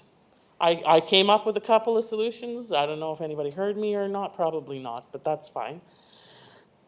It was to open the Margot Fournier Centre for a cooling station or a warming station for the winter. And so that was one of my solutions that I brought that night for the Margot Fournier Centre instead of putting up one. I did receive a phone call from one of my residents who go down to the Heritage Centre. And she does agree that the fences around the Margot Fournier Centre is not a solution. And she does believe that it should be opened for a warming station or a cooling station for people who are here in our city. And so I don't know where the Heritage Centre fence went to. I have no idea. Yes, and I do want our seniors safe. Of course I do. And I wasn't able to make it that evening for the barbecue, and I was back out at the lake, and I apologize for that. But as for the fence, I'm not in agreement. I need a solution. We need to deal with this problem that we have, and we have one. We clearly have one. I remember the first time I went to an FCM, it was in Toronto, and it was 10, 11 years ago. And yeah, Toronto is a very big city with difficult problems as well. They have these sidewalks with crates where the subway is. In order to go to the convention, I had to walk on that sidewalk, and I couldn't move because there was somebody laying on that crate, warming. And I remember the counselor walking with me, he said, "It's okay, Charlene, he's okay." And I'm like, I just can't keep walking. I need to phone an ambulance. I need to phone the police. I need to do something. And that's what it is. That's what we have. We have chronics. We have people out there who do need help. Mental health issues are through the roof. We need people in the cooling station to help us out. Mental health workers, everybody to come together to help people. And that's my solution, Mayor Dion. And no, I will not be voting in favor of the fence. Yeah, Councillor Cody. Yes, thank you, Mr. Chairman, or Your Worship. You know, we're in a difficult problem here. There's no doubt about that. There's no real good solution here until we get a good solution. The fence is not the solution, as my colleague over there said, and everybody, I think, has said. But, you know, on a temporary basis, that is the solution. That is the only solution.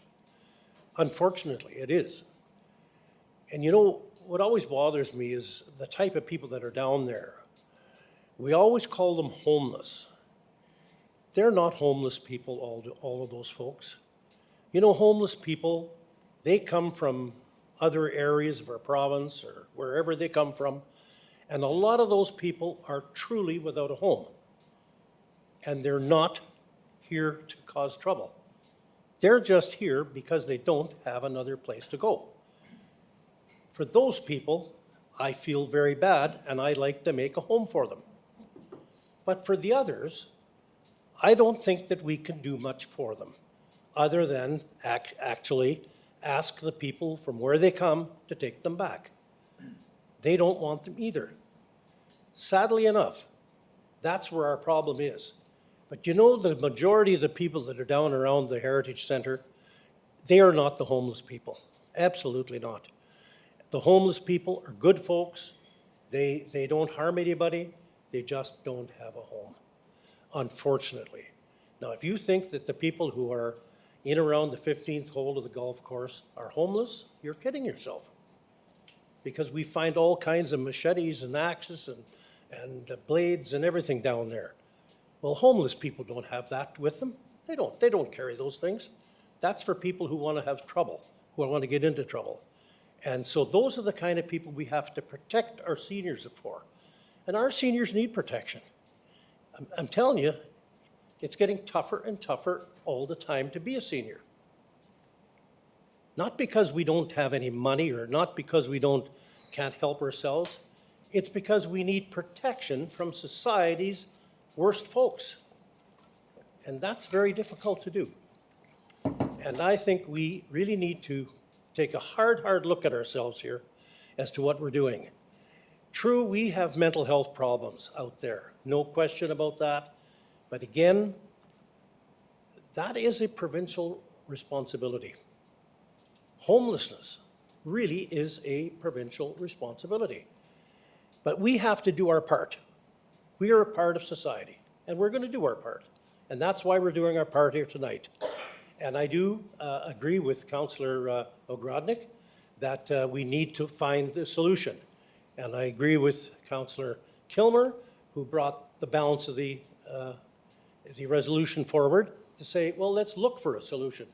But in the meantime, I would beg of you all that we should protect the seniors at this particular time and build the fence. I'm going to go to Councillor Lennox Zepp.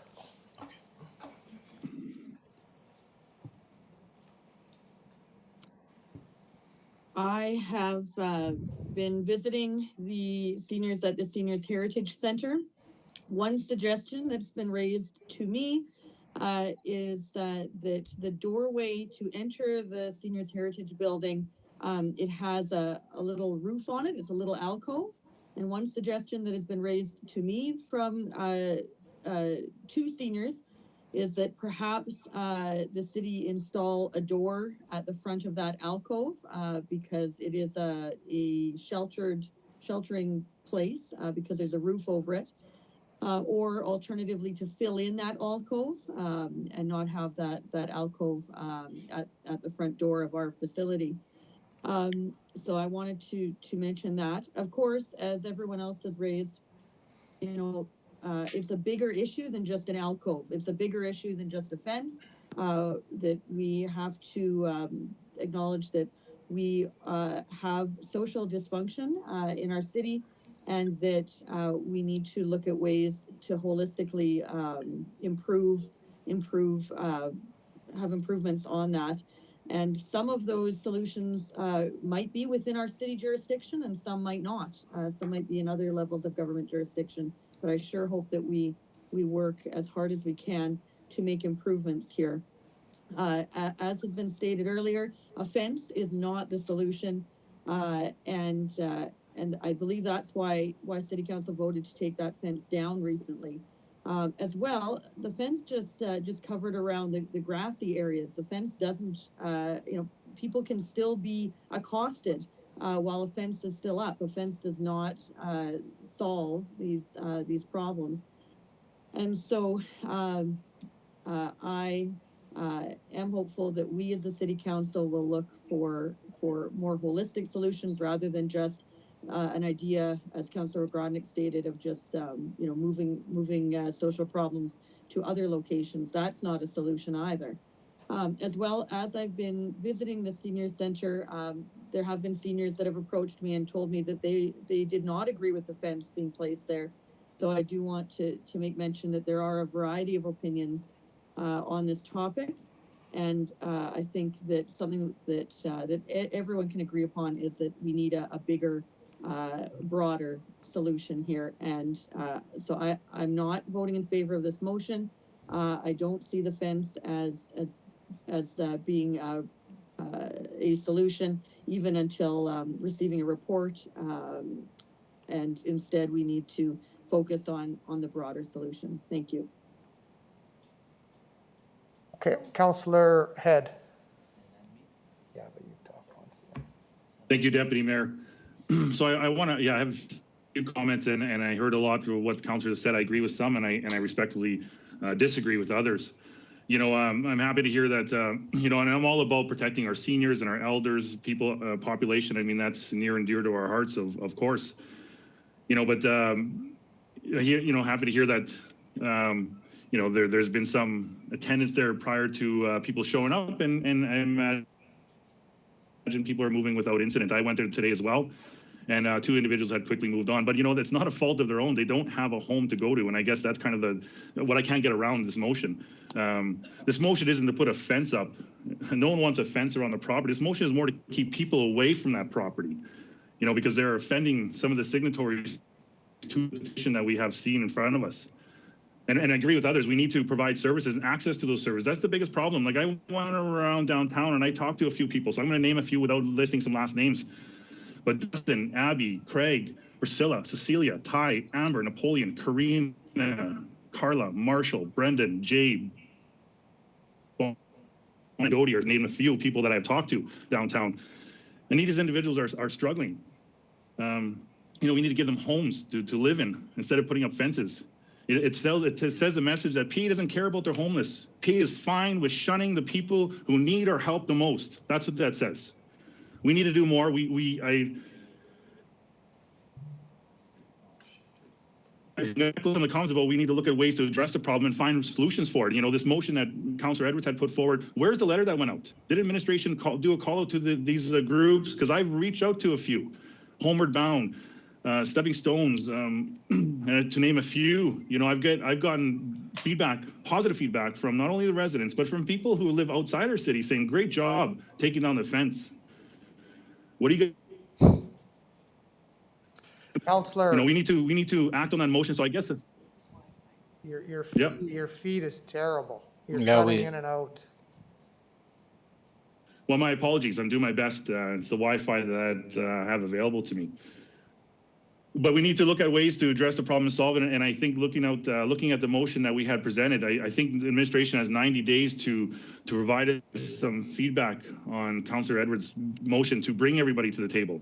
I mean, that's the best way we're going to find a solution, is to find out, to identify the problem and to find out ways we're going to address that problem, not put up fences. Putting up fences to address the homeless population is like fixing a leaking bucket by sticking our fingers in it. It doesn't do anything other than. So I think, I can't understand them at all. motion, and again, I'm all about. I'm not supporting the motion, and again, I would like to see,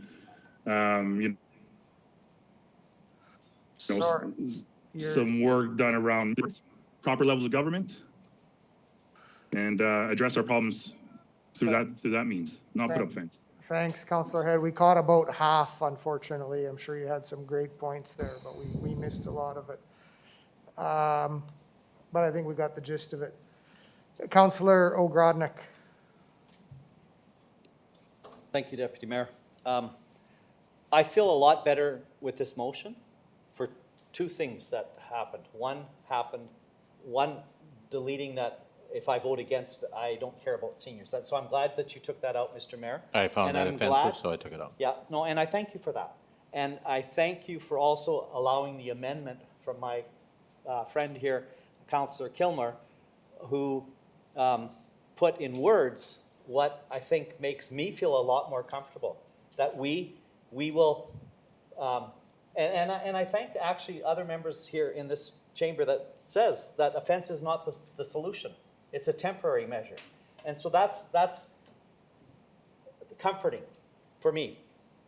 So I hope when admin, so the second part I really like, where we're asking admin to come up and help us come up with a solution of how we're going to deal with this problem. And I hope that we're not restricted on just what the city can do, but how to deal with the problem, so that we have a report, so now we can then go to the other levels of government that have a heck of a lot more money than us, that could help us solve this, so that the report hopefully includes that this is where we need provincial help, this is where we need federal help, this is where we need our PAGC help, which is another level of government, our Métis Nation of Saskatchewan help. This is where all different levels of government that are involved in this can come together.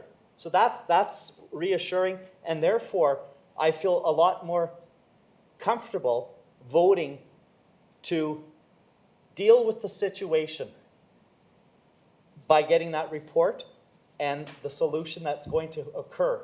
This is huge, that our council finally is going to deal with this homelessness, mental health, our addictions, etc. It's reassuring that I'm really happy that we're finally going to deal with that and put our knowledge in this room to work to help us find a solution to this. As Councillor Zurkowski said, I don't know what the solution is. Like and if we did, as councillors, we would have made motions by now to solve these problems. So this motion is really reassuring. And so thank you for allowing those amendments, Mr. Mayor. And you will have my support on this motion because it is a temporary solution to a long-term problem. Thank you, Councillor Ogrodnik. I'm going to say a couple of things. One thing we have agreed upon in this room, and we have agreed upon, is we do have major social issues that have to be dealt with, and the conference, I hope, is coming. This will push that in the right direction, and I hope we have some specific dates coming soon. I do know one thing that we talked about, what the police and the police commission said, and then there was a CEPTED report that was ordered, whether it was last year or a couple of years ago, and one of the solutions one of the recommendations was a fence. So that was part of it, of their report. I'm also hearing some discussion about opening it up for warming and cooling stations, and all that is great, but at what cost? And I'm not disagreeing with it, but it does come at a cost. So if it's going to be a cost to the city of Prince Albert and the residents here that are taxpayers, I'm not in favor of that cost going directly onto the mill rate. It's got to be shared as a base tax. So, because there's going to be a cost to it, and so I'm curious to see who would be open to that idea after if it's shared amongst the tax base. The way it is. I am going to support the motion, Mayor Dion. It's a seniors gathering place. I'm seeing over 70 signatures from there, and I'm going to support that motion. Thank you. Just very briefly. One more comment, Councillor Grodnick. And then I'd like to close. Yeah, thank you. There is actually a model that was prepared in Prince Albert, and I can't remember the author, but it was the MATS program, it was called. I think it was MATS program or something, to deal with homelessness. And from my understanding, another municipality has taken that report and implemented it, and they've reduced their homelessness in that community of Medicine Hat. I can't remember the exact name of that report or the author of that report, but I remember when I first got elected being told all about this report over a coffee with some citizens in Prince Albert, that this is what our city needs to do. So I would just like to mention that so that admin has maybe a look at that and try to figure out, that particular report. It's a model that's being used in other municipalities, but we haven't implemented it in Prince Albert, and it came from a resident in Prince Albert. Actually, it's a resident in my ward. I know exactly where she lives, but I can't remember her name off my hand right now. So thank you. I just needed to add that. Mayor Dion. Okay, thank you for closing. First of all, just to show you what kind of problem this is in our province, I suggest everyone look at the Saskatoon Star Phoenix. Right on the front page today, Mayor Clark, urgency to the provincial government to do something about homelessness. It's just not our problem. Why it's taken a while to organize a meeting, I'm going to explain it to you, and I'm going to, not to offend anyone, so I'm just explaining it to you. It's easy to have a feel-good meeting, to have everybody there, but I wanted to have a meeting with solutions. So I asked the province, who's the ongoing expert on homelessness, and to my surprise, he's actually right here in Prince Albert, Dr. Nelson. He's probably the foremost. So I met with Dr. Nelson with administration, so that's why I put administration, because the report is actually coming. So what he has done, as early as last week, he's applied to the provincial government for funding for our conference. I've talked to the Grand Council, which will give us funding. I've talked to the Métis, which will give us funding. Because one thing that we have to be very important, if we're going to have this meeting, it has to achieve something.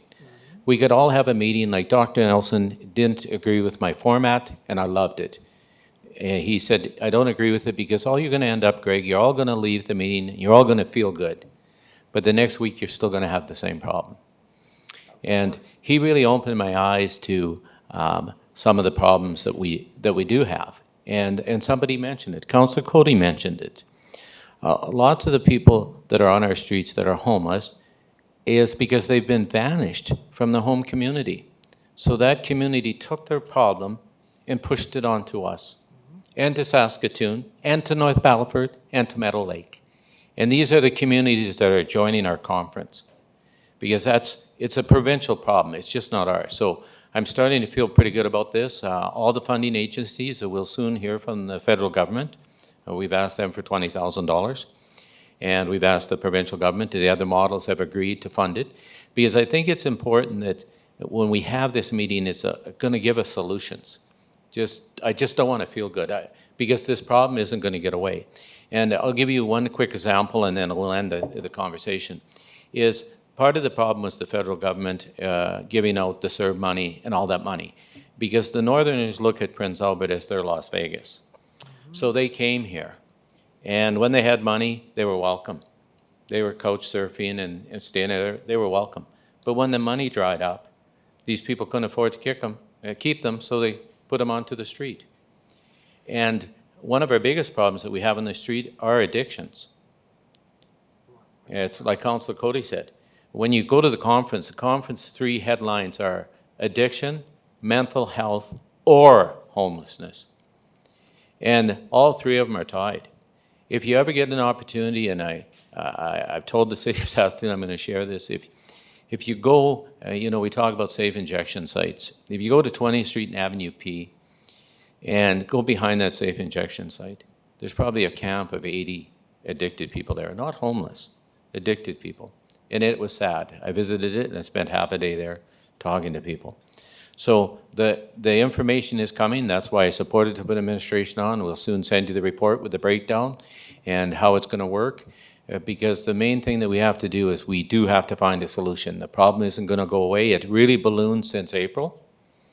It has been part of the problem. But part of the problem too is when you read some of the reports is our justice system. Our justice system is not helping us. In the past, when you did all these crimes, you were ordered to be incarcerated, and you had to take these courses. You had to take an anger management course. You had to take an addiction course. And at least we were getting at some of them through the system. But even to get that part to happen in justice today isn't happening. For the last 5 years, we've hardly put anyone in jail. And so it is going to be a good conference. I'm getting excited about it because at the end of the day, we need solutions. We just didn't want a feel-good meeting. And I'm supporting, of course, the fence. I made the motion because it is temporary. But at the end of the day, it's going to solve the problem today. And then we'll work on solving the problem in the long term, moving down the road. So thank you for whoever's going to support me. Thank you, Mayor Dion. And we have a new motion on the board. Councillor Head, we have a new motion on the board. And Councillor Lennox-Zepp, are you able to see that? Yes. Okay, Yes. good, thank you. So I'll prompt the So question. that was closing, and we're going to go to the vote. Could I have another comment, Deputy Mayor? No, sorry, we're ready to move forward with the vote.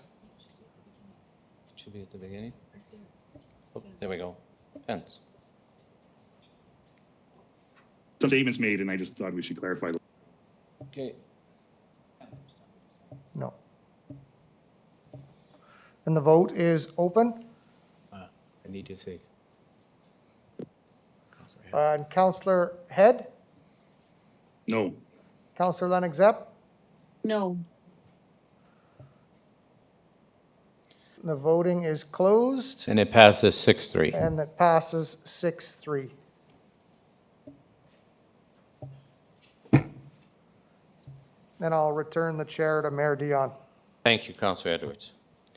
Now we'll move on to section 11, which is reports from administrations and committees. 11.1, development permit parking at grade 18 15th Street East.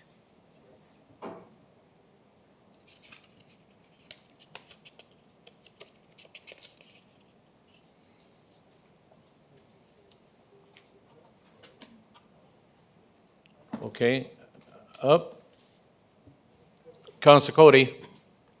Yes, I agree with administration's recommendation that the development permit application for an grade parking lot located at 18 15th Street East, legally described as lots 53 to 55, Block 5, Plan Number E, be approved and subject to the applicant submitting final plans for review and approval by administration.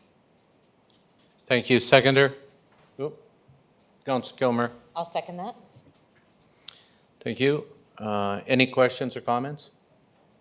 Just so people understand, this is the parking lot at the Venice House. So they understand it's been dirt and now they're going to pave it. Okay? Yeah, I'll prompt the question. Oop, sorry. Oop. Oh, go back. Oh, yeah. Oh. Councillor Miller, sorry. Yes, thank you, Mayor Dion. I have been looking at these drawings and, so in most parking lots, they have a storm drain, in the middle of them. Where is the storm drain in this parking lot? Director of Planning?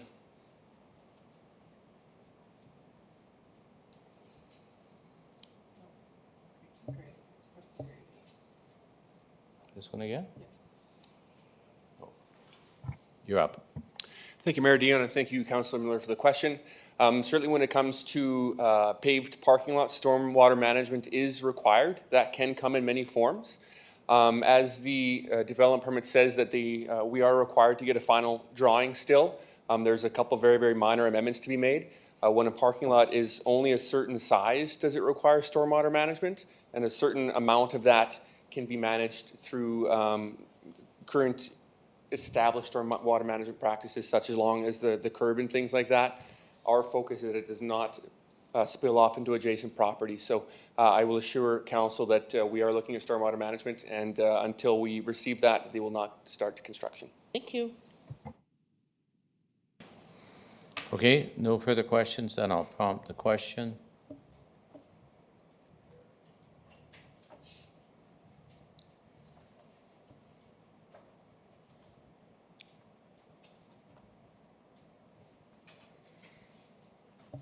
Okay, Councillor Zepp, Yes. Councillor Head, Yeah, yes. thank you, motion carries.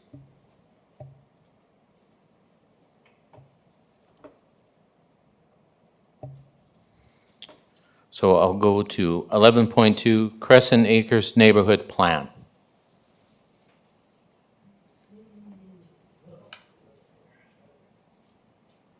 Who? Councillor Kilmer. Thank you. I move that Crescent Acres Neighborhood Plan be approved. Thank you. Councillor Bodnick. I'll second the motion, Mr. Mayor. Thank you. Any discussion? Just a comment. Go ahead, Yeah, sir. just a comment. Go ahead, Councillor Head. Thank you, Your Worship. No, and it's great to have a plan, and I know it has a lot of many years attached to it, but I can promise you it's going to change along the way. But willing to support this principle. At least we have something to move forward on. Thank you. Okay, I'll prompt the question.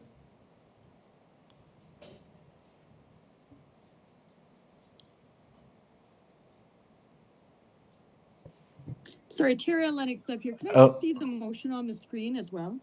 It just says that the Crescent Acres Neighborhood Plan be approved. Perfect, thank you. You're welcome. Okay, Councillor Head, did I ask you how you vote? Yes. Thank you, Councillor Lennox Zepp. Yes. Thank you. Motion carries. So I accept that. 11.3, National Day of Truth and Reconciliation.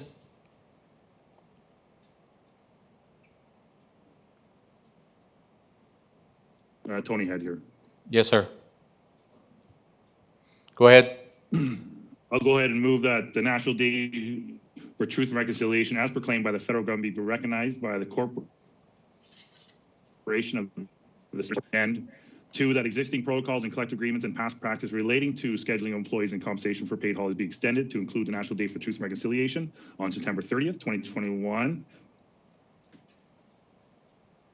late in subsequent years. Thank you. Seconder? Councillor Miller? Yes, I will second it, Mayor Dion. Thank you. Thank you. Any comment?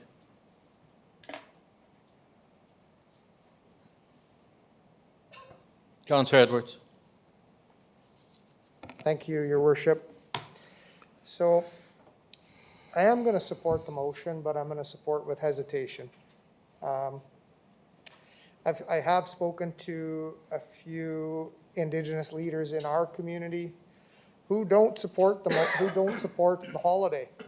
They don't support it being a national holiday, and they don't support it for the reason that it's gonna lose its true value, because when people are given holidays, typically that's what they do. They take a holiday, they take a break. And I work as a federal government employee. I'm getting this holiday. And do I deserve this holiday? I don't think I do. I certainly recognize the issue, the many issues that has come forward, and what the Truth and Reconciliation has talked about. But do I deserve a holiday because of the harm that's caused? No. I don't think I do. I do know that in part of the report, it basically says if we don't support this, the employees are going to get it regardless. So I am going to support it, but I'm going to support it not because I'm entirely in favor of it. I think that it's important to recognize the harm that has occurred, but in a holiday, people just take a breather and often lose focus on what the meaning is for. And that's unfortunate. So that's everything. Okay, I'll go to Dennis, then I have some comments. Councillor Obradnik. Thank you, Mr. Mayor. I somewhat agree with what you're saying. It loses its focus and importance. However, change is a process, right? It takes time, and I want to just say, like when the province implemented Family Day in February, the first Family Day in February was exactly that. I got the day off from school, from work. I slept in, you know, and it was nothing.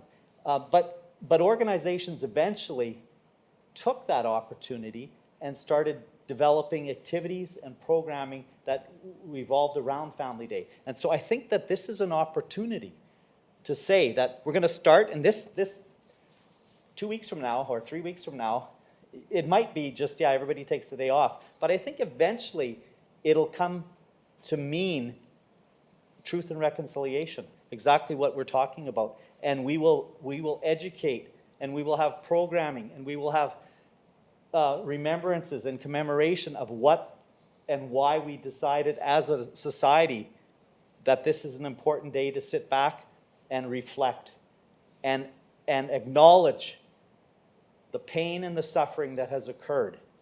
And how then can we as a society move forward to reconcile that pain and suffering that our governments and our systems and over the years has imposed upon our Indigenous population. So I agree with you that it's going to be nothing this year, or not nothing, but it's going to be not a lot of education and reflection and what have you, but I think it's an opportunity to develop into something really important that will lead to true reconciliation in our society. So thank you for letting me speak. You're welcome. Excuse me. Now, just so you know, you notice I'm wearing this shirt today. This was a gift that was given to me by the Saskatchewan Métis on Friday at the opening of Batoche. And I told them I'd wear it with pride today as I cast my vote. But they also gave me an opportunity to speak to the delegation that was there on why I'm hesitant about the holiday. And they strongly agree with some of my points. One of my points were that we all know what Orange Shirt Day was.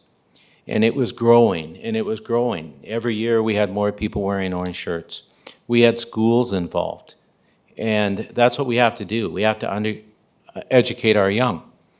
Well, if the schools get this as a national holiday, we've lost our youth connection for that day. So I challenged the Métis people and First Nations people that now that we're going to have the holiday, that we even have to work harder so people understand what it is. And I shared with them what some of my friends said to me. And they discouraged me over the weekend. I was kind of saddened because I thought some of my friends were a little different thinkers than I were. And they were excited about the 30th being a holiday because now they didn't close their cabins down on Labor Day, because now they have another stat, which is the 30th. So now they think they can get another 2 to 3 weeks out of their cabins. So they're going to use that day to close their cabins down. So that's why we're going to really have to work hard. This year, it's too short of a time. But for next year, we're really going to have to work hard on what the realization of the day is and what we should remember, and assist in any way that we can our First Nations people to get the message across as part of reconciliation on what it could be. And I do really hope that we don't lose Orange Shirt Day, because I really thought that was effective. When I heard lots of kids ask us during Orange Shirt Day what was the purpose of wearing it, it was sort of a symbol that identified with that day. So I think we're going to have to come up with some kind of program to replace that, to get the message across so people understand what the day is. I had another elder from Ontario. They had presentations from Alberta, British Columbia, and Ontario. It was quite impressive. And he approached it in a different way. He did not support it because he said, as of 2016, there's 35 million Canadians. 5 million of them identify themselves as Aboriginal of some type. So he said, those are the people we should be focusing on, but instead we're rewarding, and he used the word rewarding, 30 million people in Canada, rewarding them to take a holiday, and not half of them are going to understand what the holiday's for. And he said in some cases, the people that offended us will be benefiting from this holiday. So he said, I can't support the holiday for that reason. And when they heard me speak about my comments about Orange Shirt Day, they got excited and said, you were right. That was growing, and it was an educational tool. So we're going to have to come up with something on the 30th to identify and to make people understand what that day is. But I certainly, too, will be supporting the motion. Okay, with Go that. ahead. Here. Okay, go ahead, If I sir. can comment. Thank you, Worship. You know, I've heard many comments as well, and quite the opposite. I think people are supporting this, especially in my circle of friends and family and people I've talked to have reached out to me. So I've heard the opposite, and it is something that we will get used to and something we'll recognize for thereafter. Just like all of our stat days, we do. You look at the schools. Just because certain days close down on a stat day doesn't mean that they don't honor it or bring attention to it. So I have. You know, I take faith feeling that this will be something in our norm, and people will understand exactly what truth and reconciliation is based on this day that gives them the day off and ability to reflect. Thank you. Tara Lennox up here. Okay, I'll go to you next. I have Councillor Zirakowski in the queue, then I'll go to you. Go ahead, sir. Thank you, Mr. Mayor. Do we know yet if the provincial government will follow suit and recognize the National Day for Truth and Reconciliation? Yes, they will not. They are following the lead of Alberta. They will not be declaring it a holiday in Saskatchewan. Councillor Lennox up.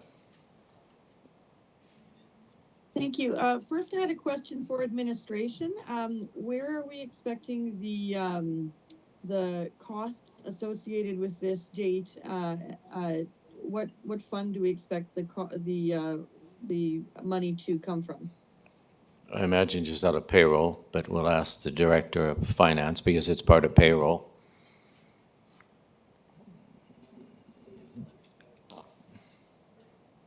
Please repeat the question, please. She just wanted to know where the money would come to pay for that day.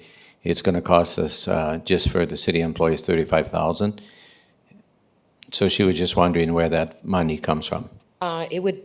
The money for that funding would probably still come from taxation and our other funding that we received during the year. So it'll be part of payroll? Yes. Thank you. Does that answer your question, Councillor Zepp? I suppose so. I was thinking for this fiscal year, for this September, you know, something we had not budgeted for previously, but I think I'm understanding the director to say that it will come from the taxation. The general fund is able to pay for it. So I guess it does answer that question. I just wanted to note that, you know, I think it is really important to have education and learning along with this type of a day. Yes. And I'm really looking forward to the report. We do already have a report coming back to us that is going to, administration is going to advise us on some items from the Truth and Reconciliation Commission, and that will include education for staff of our city. So I think that's very important. I also note that in the report it does state that the collective bargaining agreement does reflect including federal holidays, and so it does. I think the report makes that very clear, and so I wanted to note that as well. Thank you.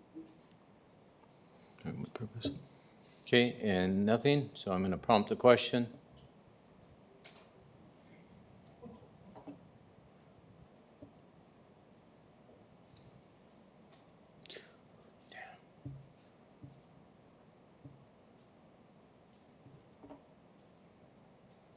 Okay, the voting is open. Counselor Head? Yes. Counselor Zepp? Yes. It passes unanimously. Thank you.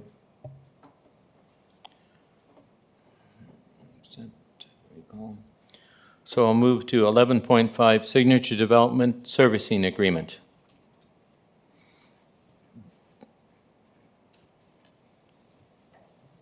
Counselor Edwards? Okay, good. Also move the recommendation that the servicing agreement between the city and Signature Developments for the parcels legally described as parcel 52, plan number 101-817165, parcel 45, plan number AK2420, parcel 44, plan number AK2420, and parcel 49, plan number 101-816939 be approved, which may include further amendments as directed by the city solicitor. 2, that the city manager be authorized to approve further site plans and engineering details and drawings in consultation with administration. 3, that the subdivision of the subject lands legally described as parcel 52, plan number 101-817165, parcel 45, and plan number AK2420, parcel 44, plan number AK2420, and plan 49, plan number 101-816939 for commercial development be approved. And 4, that the mayor and city clerk be authorized to execute the servicing agreement and final subdivision plan on behalf of the city once prepared. Thank you. Seconder?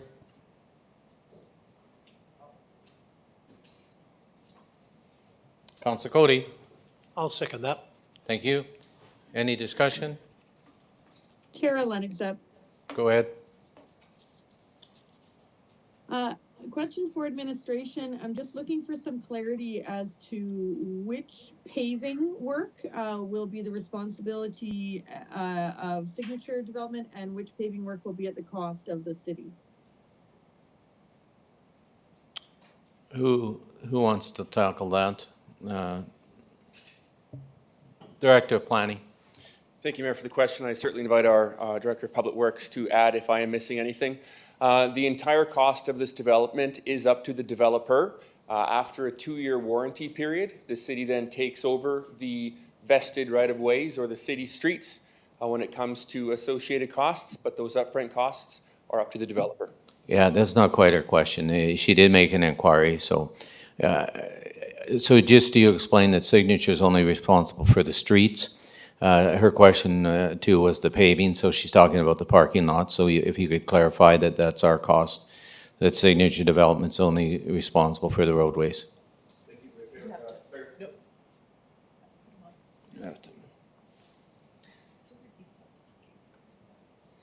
Quit shutting your light off. Okay, you're back on. Thank you for the Don't shut it clarification, off. Mayor, and thank you again for the question, Councillor Lennox. Yes, each private landowner or land purchaser is responsible for their associated costs. So when it comes to pavement of our city-owned site, that would be borne by us, the city. Thank you, and I'll go to the Director of Public Works. He'd just like to clarify a fact as well.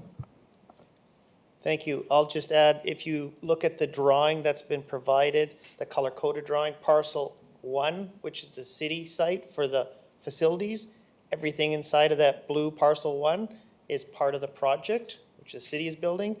All other areas is the developer's responsibility for all other services. Thank you. So, and just maybe to add to that, because I've been getting inquiries with the Director of Public Works. Put your light on.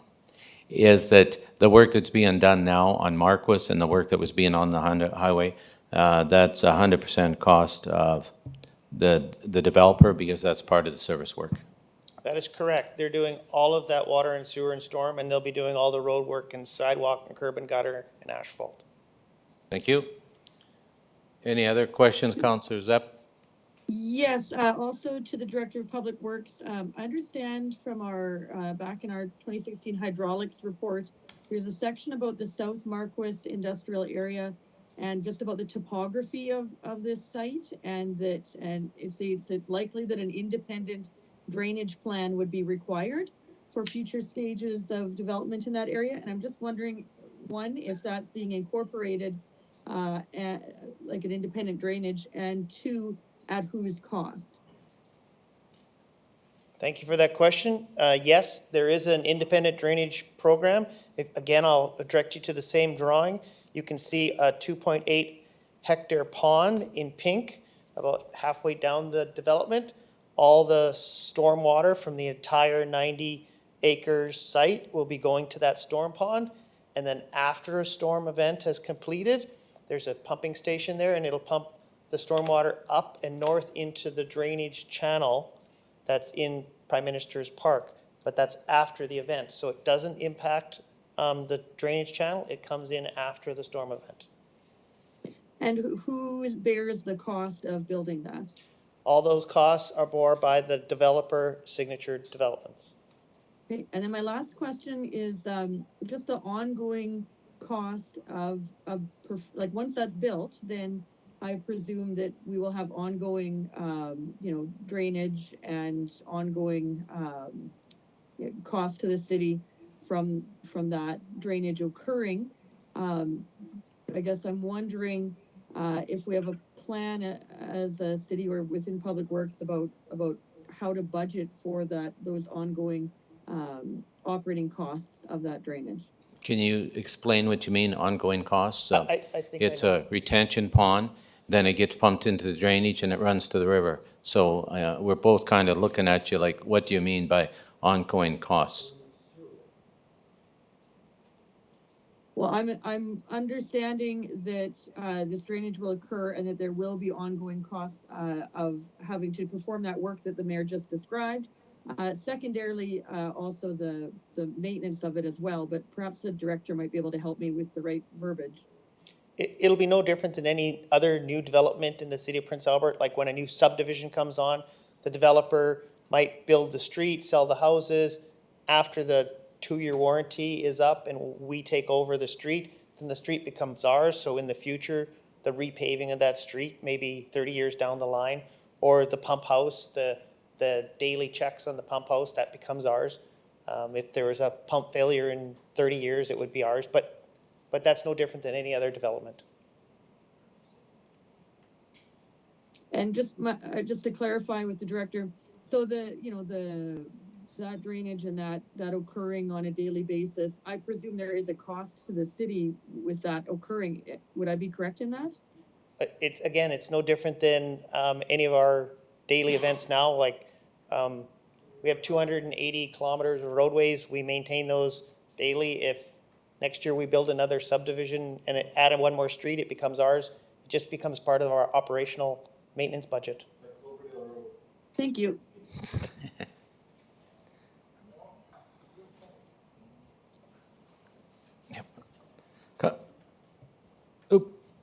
Councilor Zierakowski. Thank you. I'm going to pick up on, since we're talking about ponds, we have a few other in the city that seems to have served our purposes well to bring that storm water into the storm retention pond. Yes. My question is about this, so I don't have to ask it in a couple of years. We're being asked to approve the plan.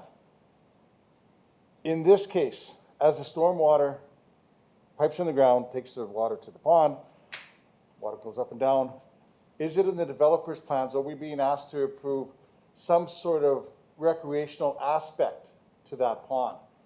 Is there an opportunity there?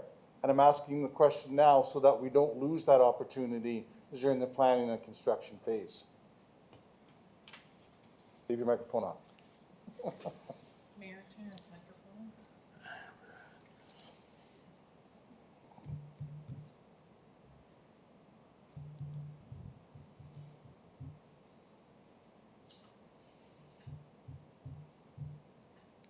The big red one.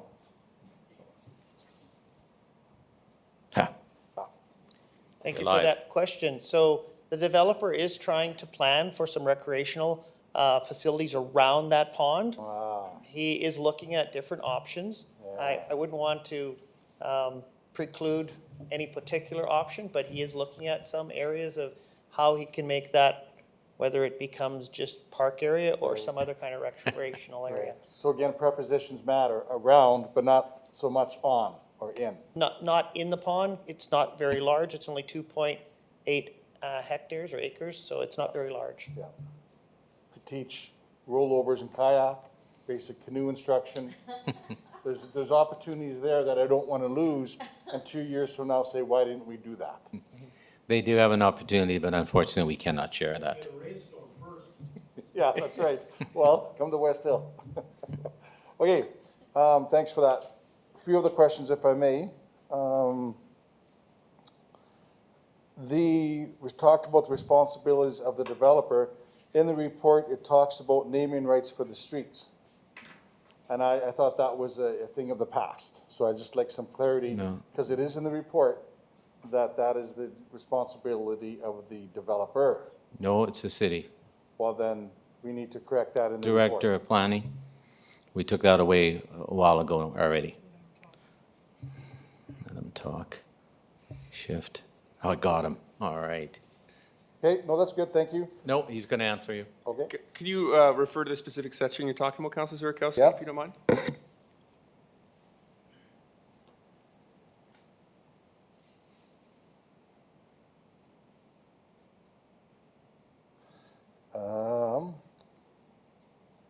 Yes, so page 3 of 15, developer's responsibility. Letter K, as in kicking horse. Thank you. If you just give me a moment.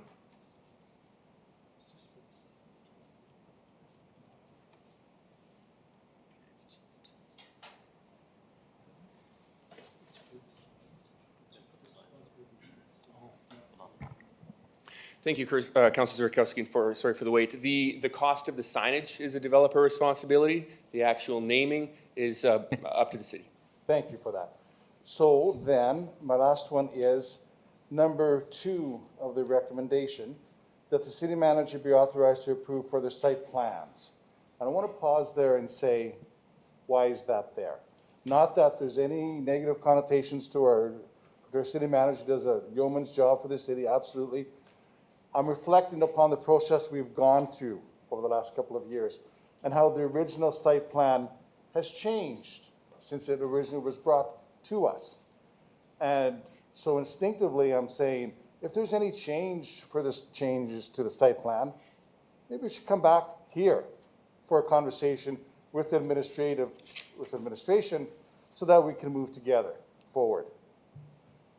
So is there any particular reason that number 2 is there? Thank you, Councilor Zurikowski, for the question. And again, in this instance, perhaps our city solicitor may want to chime in and answer better than I can. But what I will say is that a subdivision or development of this size, there's a lot of moving parts when it comes to the engineering. Yeah. Signature Developments has a great engineering team with them, and the land will be developed as per the site plan provided in your report. There will not be any substantive changes to that.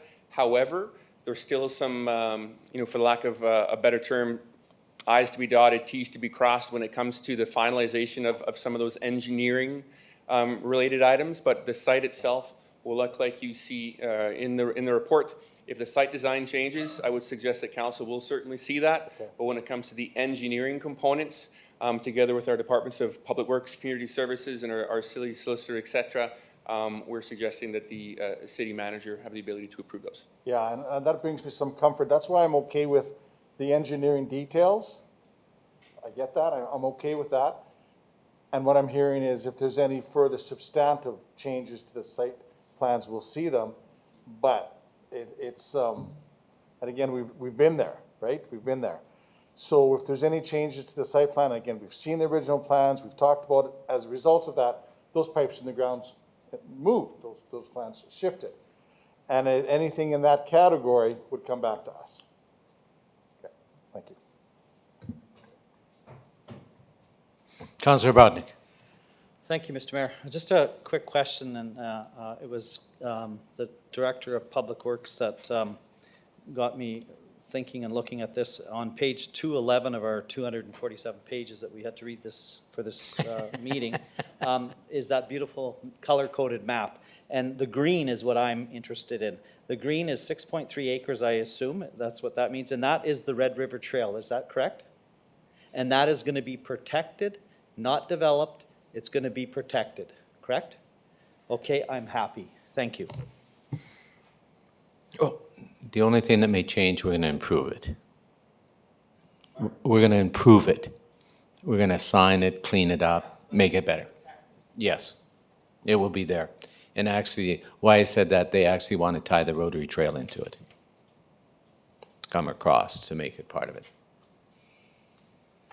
Okay. Now, does any other one? I'll prompt the question then.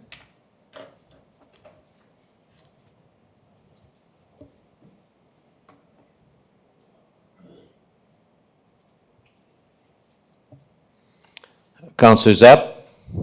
No. Councillor Head? Yes. Thank you. Motion carries. I want to see. Oh. Yeah.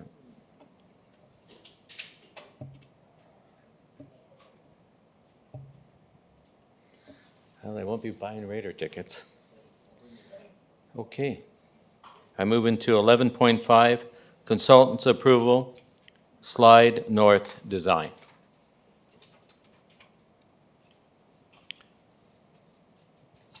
Councillor Kilmer. Thank you. I move that the Aquatic and Arenas Recreation Project Steering Committee recommendation that number 1, the Slide North schematic design be approved as the waterside location for the recreation project, and that 2, the consultants group 2 and MGMA proceed to detailed design for the aquatics facilities and 2 ice rinks. Thank you. Seconder. Councillor Edwards. I'll second that, Mayor Dion. Thank you. Any comments? Tara Lennox Zepp. Go ahead. Question for administration. What are the other location options for the water slide? Go ahead, Director. Oop. Thank you for the question. I wasn't sure. I thought the report was here that I was going to be going through the slides, and that probably will answer her question if that's requested or not, or just to answer this question. No, I just answer her question. All right. All the other So- councillors so- got the report. So the design team looked at all possible options. We looked at having slides in the north, in the south, in the middle. They looked at all different scenarios, trying to come up with the best layout of the entire aquatics facility. And this layout was chosen as the favorite one for the best layout, for the best sight lines, and for the most cost effectiveness. Thank you. Councillor Edwards. Oh, no, sorry. Councillor Kilmer. Thank you. Further for the director, in the discussion with the group, the cost effectiveness was really a key factor, that the mechanicals would be, there'd be less depth going into the project and allowed for the mechanicals to be all consolidated. Yes. Is that? That is My correct. understanding? There was 3 really key factors.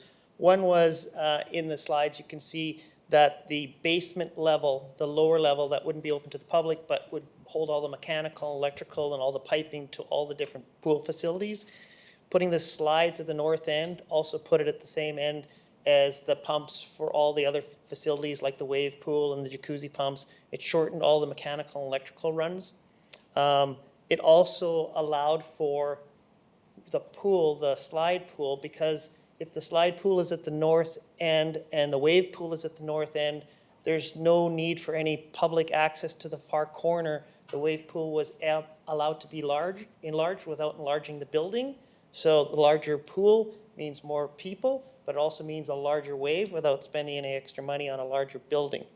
And then the third reason was the complexity of building the slides. If you put the slides at the north end, they don't block anybody's view from the lobby or from lifeguards situation. And so then we didn't have to spend a lot of complex time trying to figure out how to hold the slides up. without blocking any view, which would have added cost. So all three of those combined was estimated savings of about $900,000. Thank you very much. And just a little further detail in the diagram that I think is really important for the public to really pay attention to is the inclusiveness nature of the design of the pool. The pools allow for people to have independent access and a wider variety, for all people to be able to access all pools. So I really appreciate that part of the design. Just to keep your light on. Councillor Edwards? I just about hit my button. Thanks, Mayor Dion. So I don't have a question. I'm just, each time we see something come forward about this project, I get excited, and I want to tell the public that this is going to be awesome and long overdue for our city. I mean, we're looking at the graphics, and the wave pool is huge. The main pool there is just as big as almost the wave pool. That's amazing. And the design saved some money, and that's important too. Good job. I can't wait for the construction of this facility to get going. Thank you very much. Okay, I'm going to prompt the question. Sorry, Tony had here, just one more comment. And so, yeah, I want to thank for the report. And yeah, I do realize there's a cost saving, and you know, as indicated as such. And you know, I suspect that there's been some adjustments to the slide. I just want to point out, slide number 2 says it's a flat slide with quick turns and drops. I see 3 bends on it. So I don't know if that's, you know, maybe need to be adjusted or not, but so I'm just pointing that out. Thanks. Okay, the question's open. Councillor Zepp? Yes. Councillor Head? Yes. Thank you. Motion carries unanimously. Thank you. Okay, get out of here. Nope.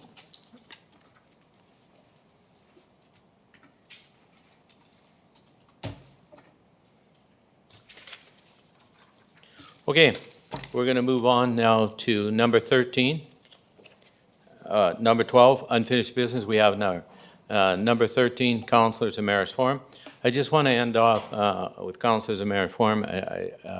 As I explained to you what the shirt was about, it was gifted, but I also wore something else that I wanted to show off, and this is a bracelet. And what this bracelet was, and I give the Métis Nation and Cheryl, the little regional director, all the credit. It was just a great event. And what this tag was that we wore is no one was allowed on the site unless they were double vaccinated. And I'll tell you this, it went smooth. The lineups were there, but we went through, we checked in, we got our bracelet. And then throughout the following couple days events, if you changed direction, because there was rodeo down here and something up there, there were security people to check to make sure that you had your bracelet on. And if you didn't, you were removed from the grounds. So it was very simple, and it was very easy to go through the process. And I also congratulated them. They also had a vaccination center there. So people that had the anesthetic and the one that were looking for their 3rd shot, they just pulled over to the side and got it right then and there. And it was very well used. And then I just wanted to share that they are having a lotto for Métis all in Saskatchewan. But what I like about it, it's a huge number, 2 million plus. But what I didn't understand, and I got educated, and that's why you go to these events with open ears, is those $2 million were in form of education scholarships for the young people. It was encouraging people to get vaccinated. So they were $25,000 scholarships. So just think how many they were giving away. And you had to be enrolled and you had to get vaccinated. So it was a really neat, inventive way that the Métis has approached this, because it's the young people that are hesitant or delaying. So they actually, with their gift program, targeted them. And what a better way to give them a gift of education. You know, that's a gift that goes on forever. You know, so I just want to congratulate them and President Glenn. They just had a great event, and it was very safe, and I felt very secure there. The chief of police attended with me. We wore our masks, and no one commented or had any issue with anyone that was masked up. People understand it. People do it for different reasons. Their immune system is weakened, or they just feel safer in a larger crowd, which I do. And so I just want to thank them for the hospitality they treated us. And it was just a great event. It was the last moment. It was called the Fall. It wasn't beat back to Batoche, because that's normally earlier in the year, but they felt like they had to do something, and they certainly did treat you very well. So that's it for me on Mayor's Forum, and I'll ask anyone else. Councillor Brodnick. Thank you, Mr. Mayor. I've got a couple things. First thing I want to just mention is on our Notice of Proclamation 6.3, which was World Patient Safety Day for Safe Maternal and Newborn Care, September 17, 2021. I'm very proud that our city is proclaiming that day. It's an important day for women and for families to know about, that there is a support group for women after they or during a pregnancy, and then after they deliver, that there is a support group in place for women that might experience mental health issues. And it's dear to my heart because I have a family member that had some difficulty, and so I'm really proud that we have that group in Saskatchewan. It's out of Saskatoon, and that we're proclaiming that day. So that's good. Second one, which is also, I just want to acknowledge, and I know we're not supposed to acknowledge business, but Venice House and Central is collecting tabs off of cans, and it's called Silver for Gold. And what it is it's the tabs you bring in to them in a sealed Ziploc bag, and all of those tabs get melted down. You get money for it, and all of that money is going for childhood cancer. And Olivia is battling cancer. She's the daughter of one of the owners.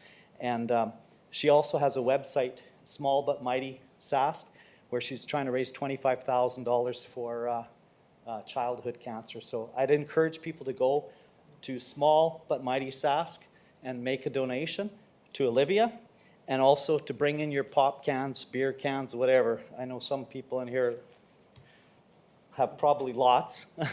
And so please do that. Bring them in a bag. And yeah, I'm looking this way. Sorry.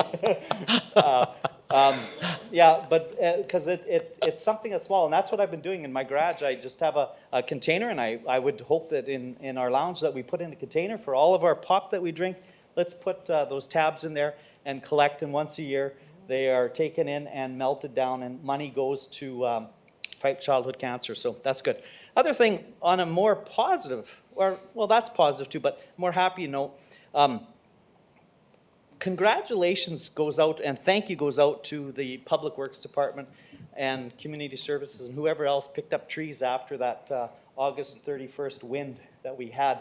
I had a resident on Davis Street that was very, very pleased that the city tree that came down, or the branch that came down on his property, was picked up in a very, very timely manner. And so he wanted me to pass on thank you to the employees that work so hard to get our city cleaned up after these events that we have that are happening more and more.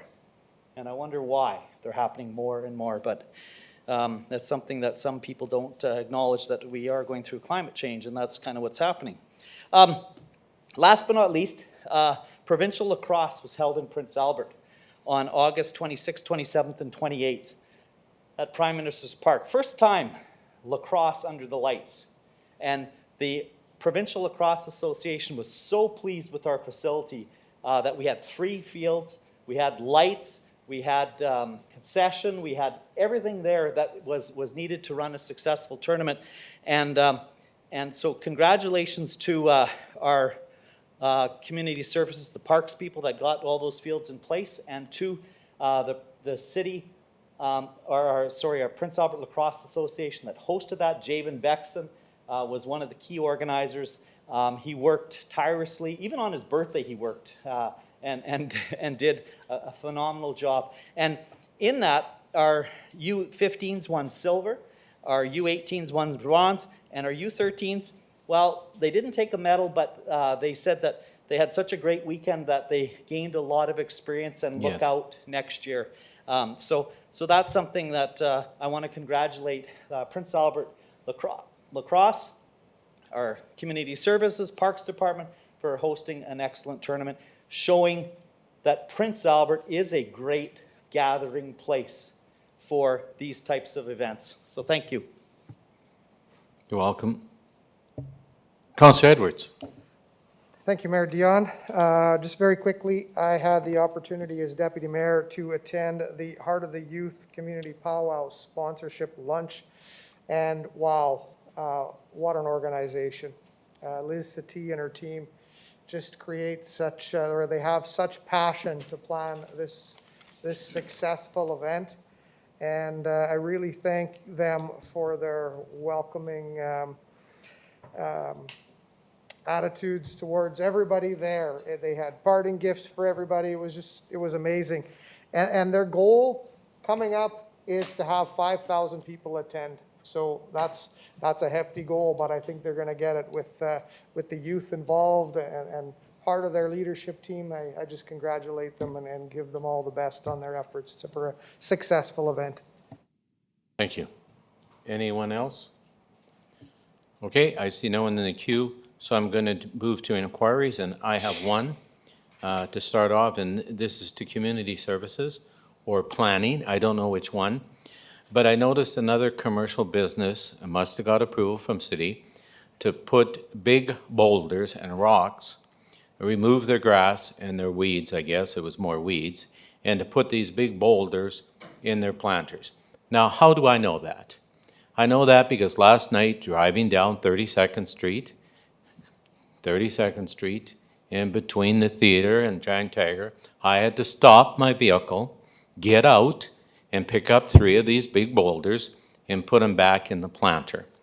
And I thought when we did it to the business on 2nd Avenue that we had a clear understanding that we didn't like that kind of landscaping. And so I don't know if it's part of our policy that that's still allowed. If it is, let me know and I'll bring a notice of motion to change it. Because I also was contacted by a local business there and asked me if one of those boulders go through their window, who is going to pay? And so we have beautiful options for landscaping. I don't know why we have to use rock and boulders in a city. And I don't approve of it. I don't think it's good looking. I appreciated the business on 2nd Avenue when they took it out. They used to have their front yard full of stones and boulders, and they took it out, and you'll soon see a report what they want to do with that. And so my inquiry is, who do I send that concern to? Is that a planning issue, or is that community services? It's a planning? Okay. Well, why would planning be in landscaping? That's the problem. That's a tree thing. Where's timber? Give it to Tim.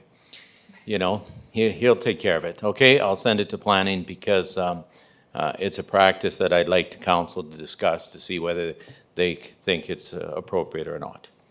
So thank you for that, and that was my only inquiry, so I'll move to... Tony Head here. Okay, I'll come back to you, Tony. I have Councillor Miller, then Councillor Brodnick, then I'll come to you, Councillor Head. Thank you, Mayor Dion. I had gotten a phone call from one of my residents. They were in the lineup for the COVID test. And parking in front of local businesses there, of course, that's where the lineup goes. And she kind of got into a little bit of heated match there. And so is there a solution that's going to come forward for that, those 2 local businesses that are affected of the COVID lineup? Okay, I'll apologize. We did have that problem before, and I thought it was solved, that they had security out there. Oh, good. So we'll go to the Director of Public Works. Go ahead. Thank you for that question. That came to our attention last week because, as you heard in the presentation earlier, COVID numbers are rising and more people are getting tested. Our staff from the sign shop went out there and met with the officials at that location and gave them a little tutorial on how to set up the line and how to maintain some space between those businesses, because we had done it before last winter, but all the staff turnover in that testing facility, none of the same people are there from earlier and they didn't know how to set it up. So we're gonna be monitoring it because our sign shop is right next door. We're gonna go over there every couple days and make sure that they know what they're doing. Thank you. Consulting.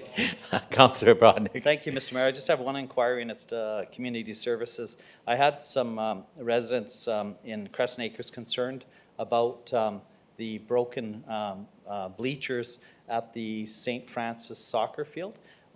They want to know who's responsible for fixing them, if it's the city or if it's the school division, or a combination. And so if it is the school division, I would ask that with my inquiry, if Community Services then can just forward that on to the school division to ask them to get that those bleachers fixed as soon as possible. Students use it, middle year students use it for recess and lunch hour, before school, etc.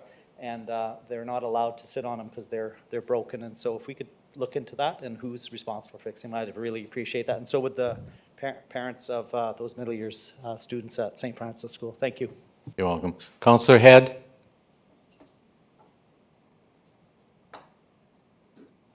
Thank you, Your Worship. I have two inquiries. I'll start with the first one around street parades. So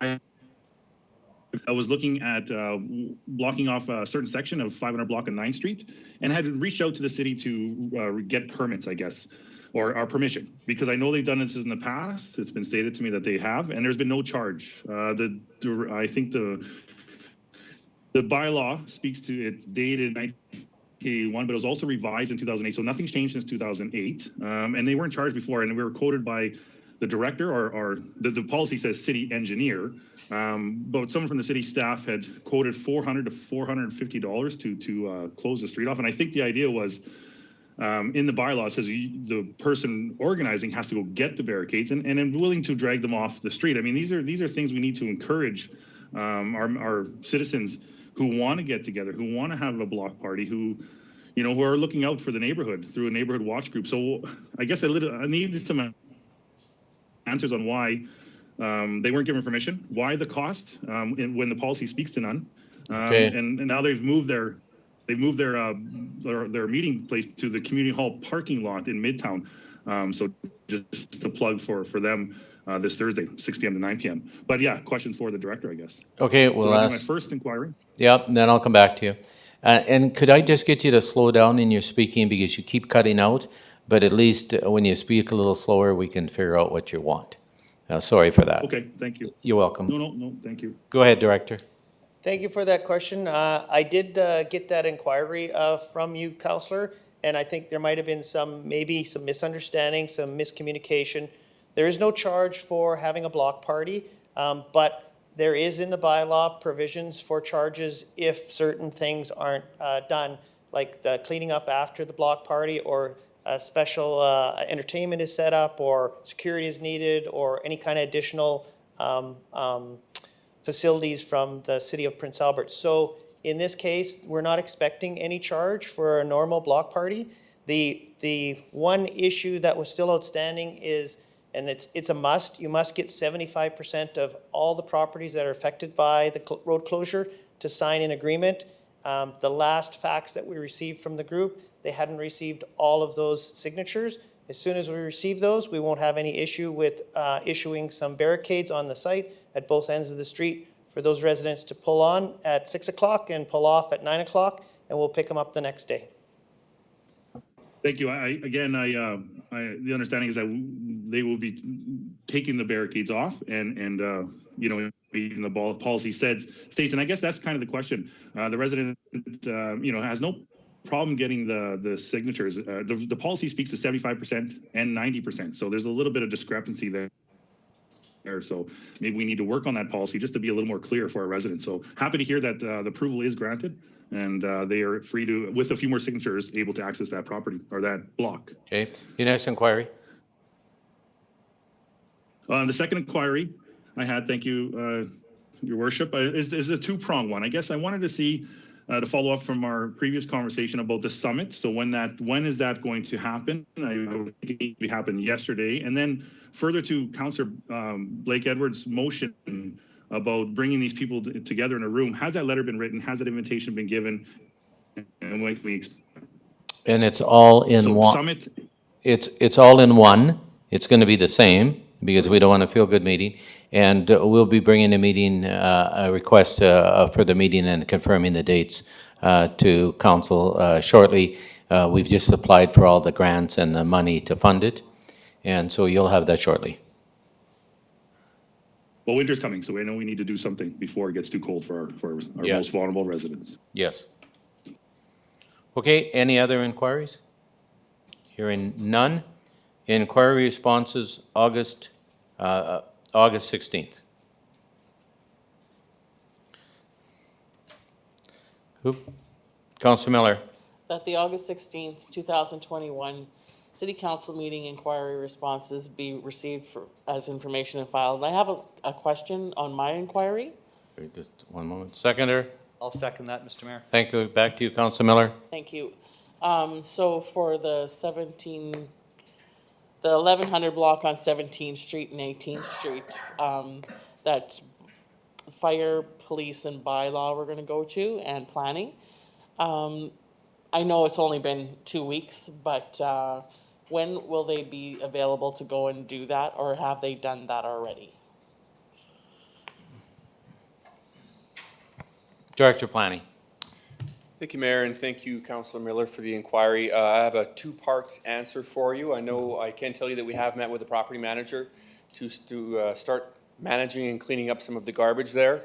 I realize that the issues that you are referring to are much larger than that, however.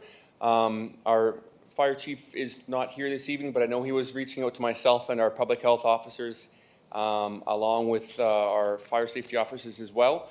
I don't know if our acting chief can speak to it, but I believe that meeting will be happening sooner rather than later. I would suggest within, I don't want to put words in anyone's mouth, but I would suggest within the next week or two. Thank you. Okay. Any other inquiry responses? None? I'll prompt the question.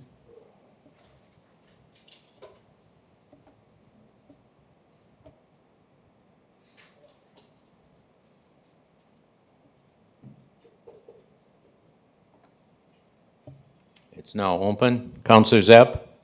Yes. Councillor Head? Yes.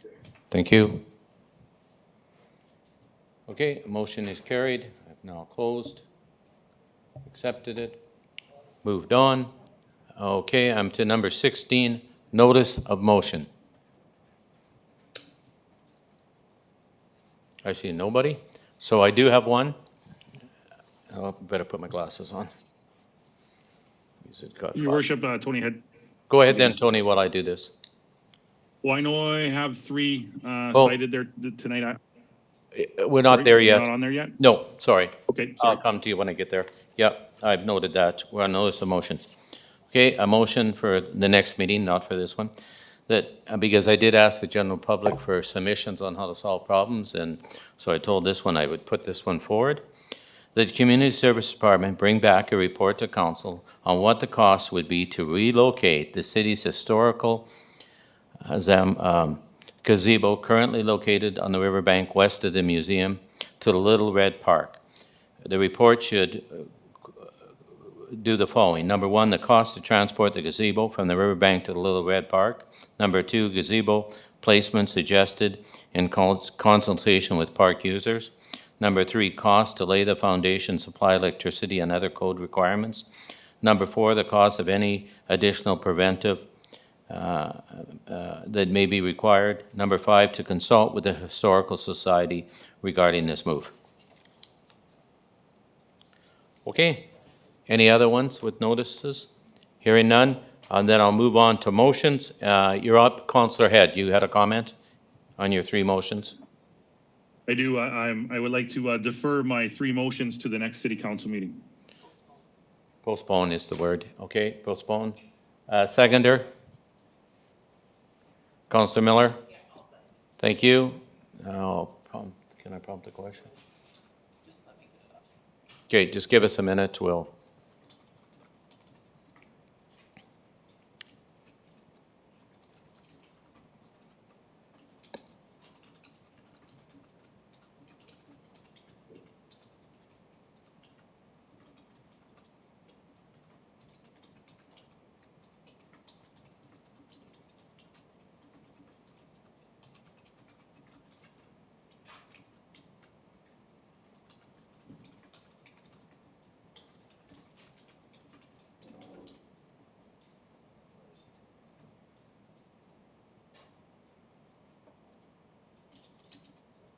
Miller.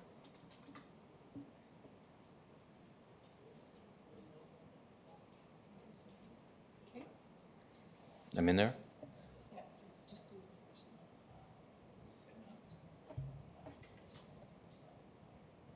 Oop. Nope, wrong one. How-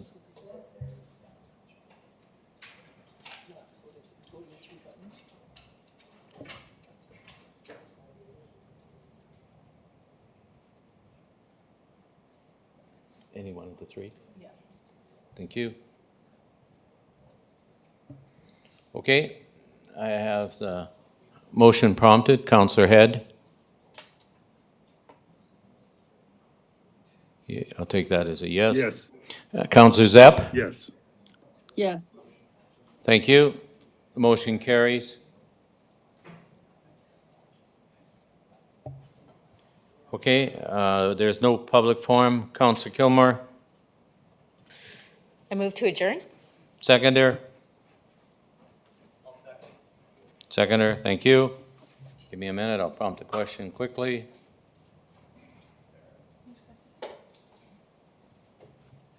Dennis got me. Counselor Head? Yes. Counselor Zepp? Yes. Thank you, you two. Motion carries and the meeting's adjourned. Good meeting.